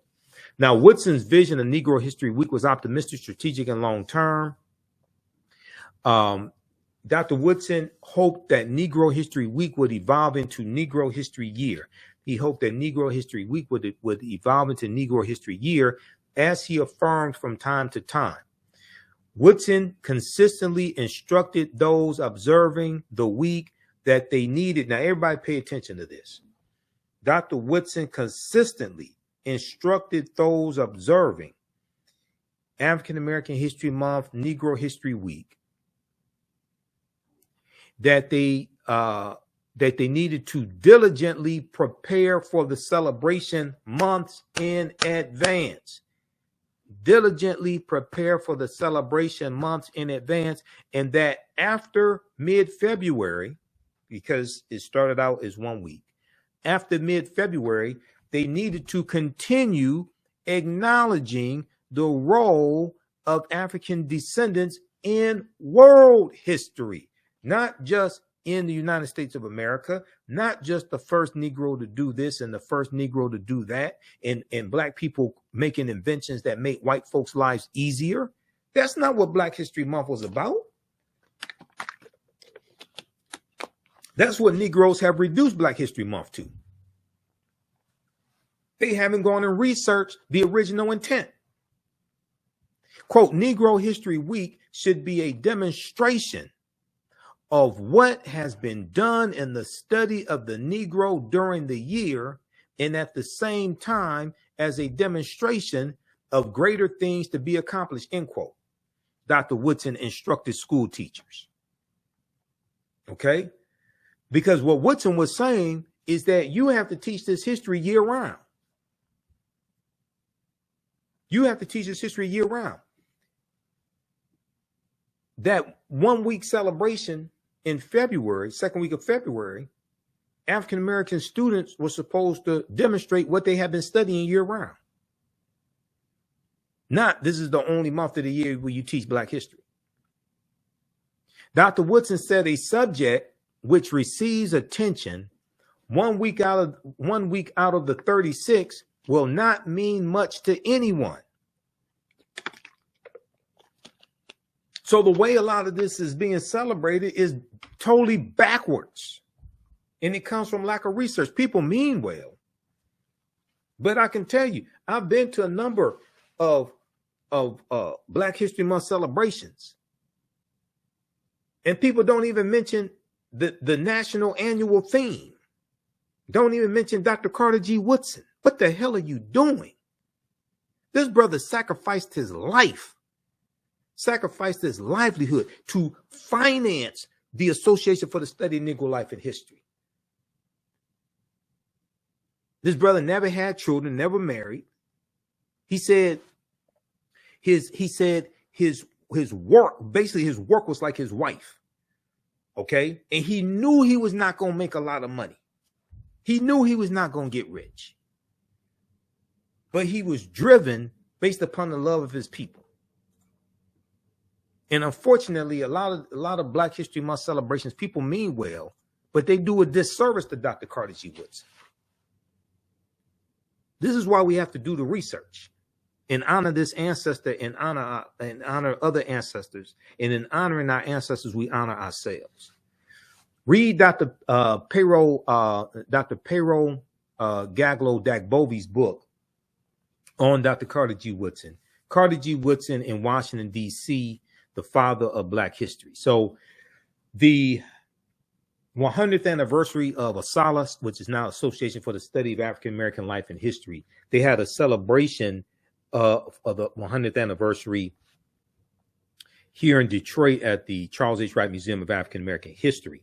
And Dr. Dagbovi was there doing a lecture and a book signing for his book. And I bought his book. His book is fantastic. I got a chance to meet him. Dr. Dagbovi is a history professor at Michigan State University. Also, I know Dr. Darrell Scott. You've seen Dr. Darrell Scott here on the African History Network show. Dr. Darrell Scott is a past president of the national chapter of ASALH, Association for the Study of African American Life and History. Okay, now, very quickly, because we're going to wrap this up. I'm not going to get through the whole presentation. We talked about some of this information in the class a couple weeks ago, but it's been a long day, and I just did an hour and a half with Robin Rue Simmons. So 1915, you had the Birth of a Nation movie come out the same year that Association for the Study of Negro Life and History is founded. And this movie rejuvenated the Ku Klux Klan. This movie calls Race Riots in the Streets.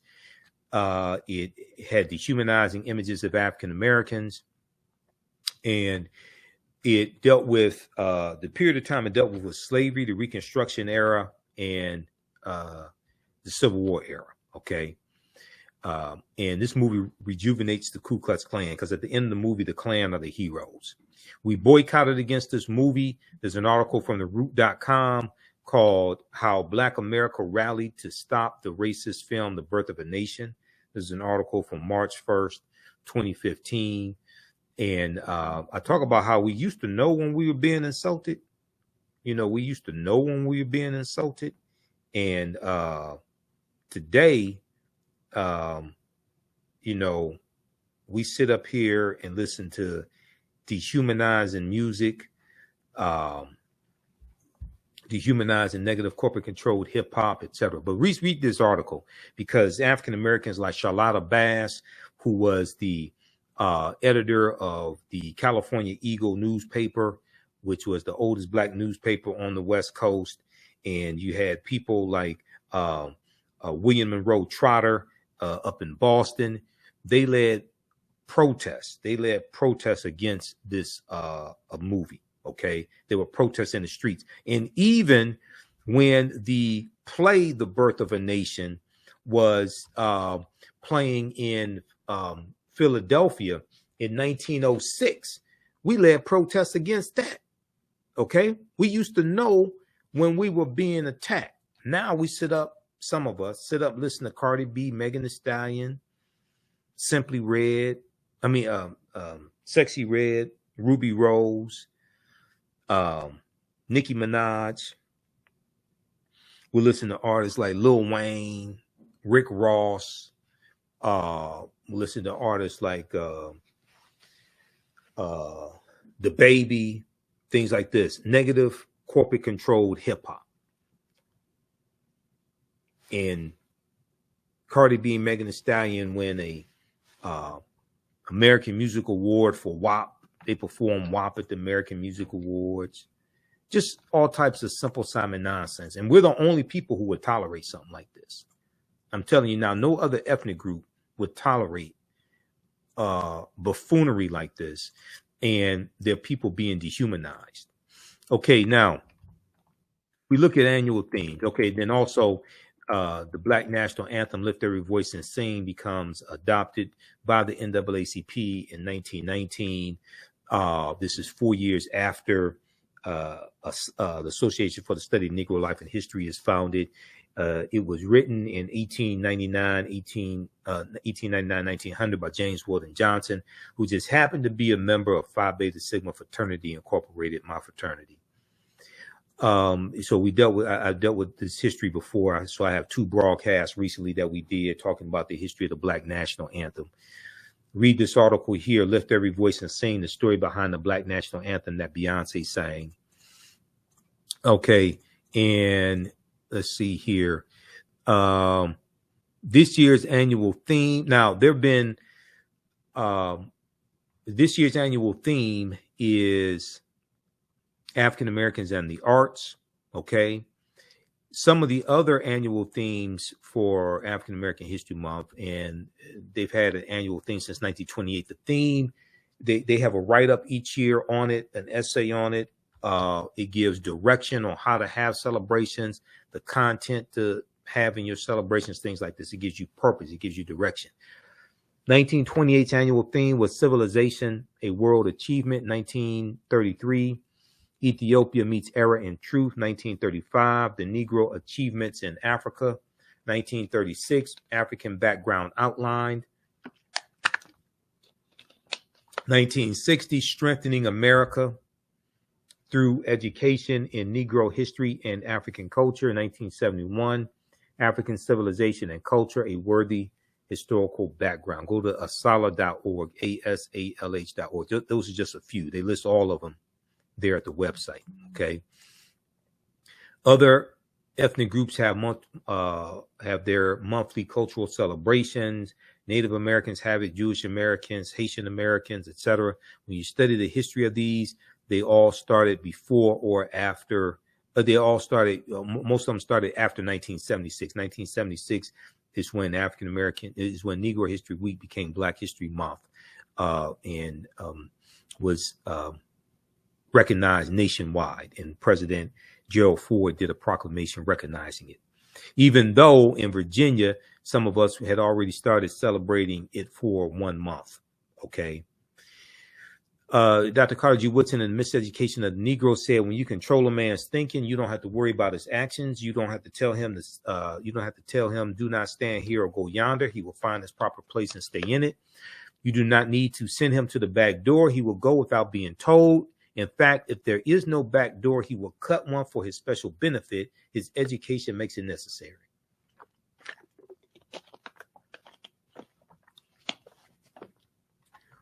So he's dealing with he was dealing with the programming in the educational system. Okay. This year's theme, African Americans and the arts. African American art. I will just look at the theme briefly. There's a 2-page write-up at Asalh's website. African American art is infused with African, Caribbean, and the Black American lived experiences in the fields of visual and performing arts, literature, fashion, folklore, language, film, music, architecture, culinary, and other forms of cultural expression. The African American influence has been paramount. African American artists have used art to preserve history and community memory, as well as for empowerment. So this is not just about entertainment. Okay. Artistic and cultural movements, such as the New Negro movement, right after World War I ends in 1918. And you have the New Negro, which is a concept they would call race man. And this is a concept of dignity and pride, and being proud to be Black, being proud to be Negro at the time. Okay. And these brothers were coming back home and said that we want all of our rights now. We want all of our rights now. Okay. We're not going to deal with the segregation anymore, the lynchings. We want first-class citizenship. They said we fought for this country. We died for this country, and we want all of our rights now. Okay. So this was the New Negro movement. All right. For centuries, Western intellectuals denied or minimized the contributions of people of African descent to the arts as well as history, even as their artistry in many genres was mimicked and or stolen. However, we can still see the unbroken chain of Black art production from antiquity to the present, from Egypt or Kemet, across Africa, from Europe to the New World, prior to the American Revolution, which was 1775 to 1783. Enslaved Africans of the Low Country in South Carolina began their more than a 300-year tradition of making sweetgrass baskets, which separate the rice seed from its chaff, revealing their visual artistry via craft. Now, there were at least 262 skills, trades, and crafts that African people had in this country from 1619 to 1865. Okay. All right. So they go through and they talk about different genres of music and different genres of art from the 1960s to they talk about the 1920s and 30s, the Harlem Renaissance, the Black Renaissance or the Harlem Renaissance. They talk about people like James Reese, Europe, who he and the band in the 369th Regiment called the Harlem Hellfighters, they formed a band over in France and introduced jazz music to France. You have people like Langston Hughes and Josephine Baker, etc. Okay. They talk about the 1960s and the Black arts movement, people like Nikki Giovanni, Alvin Ailey, who creates the Alvin Ailey Dance Troupe. They talk about 1973 and the creation of hip hop as a culture, not the creation of rap. Rap existed before 1973, August 11th, 1973, at a party in the Bronx that DJ Kool Herc was DJing at in Coke La Rock. They start this genre. 5 elements of hip hop are DJing, MCing, graffiti, breakdancing. They say beatboxing, but it's actually knowledge, because knowledge was part of hip hop. There are 5 elements of hip hop. So what they're introducing, some people dispute the date, is the culture of hip hop, not rap. Rap, you have the song Minnie the Moocher. Rap predates 1973. Okay, the recitation of lyrics over music, that predates 1973. Hip hop is a culture. Okay, Cab Calloway, Minnie the Moocher. All right. So then we look at Afrofuturism as well, and we look at people like Sun Ra and Janelle Monáe and Jimi Hendrix and the movie Black Panther that's dealing with Afrofuturism. Okay, so that gives us a synopsis of this year's annual theme of African Americans and the arts. All right, now, okay, so hopefully that helps you to shed some light there. Like I said, some people dispute the date, but hip hop is a culture, not a hip hop is more than just rap. And some people say that culture predated 1973. Okay. But you're dealing with 5 elements of hip hop. You're not just dealing with rap. All right. So look, that's going to do it for us. Be sure to visit our website, AfricanHistoryNetwork.com.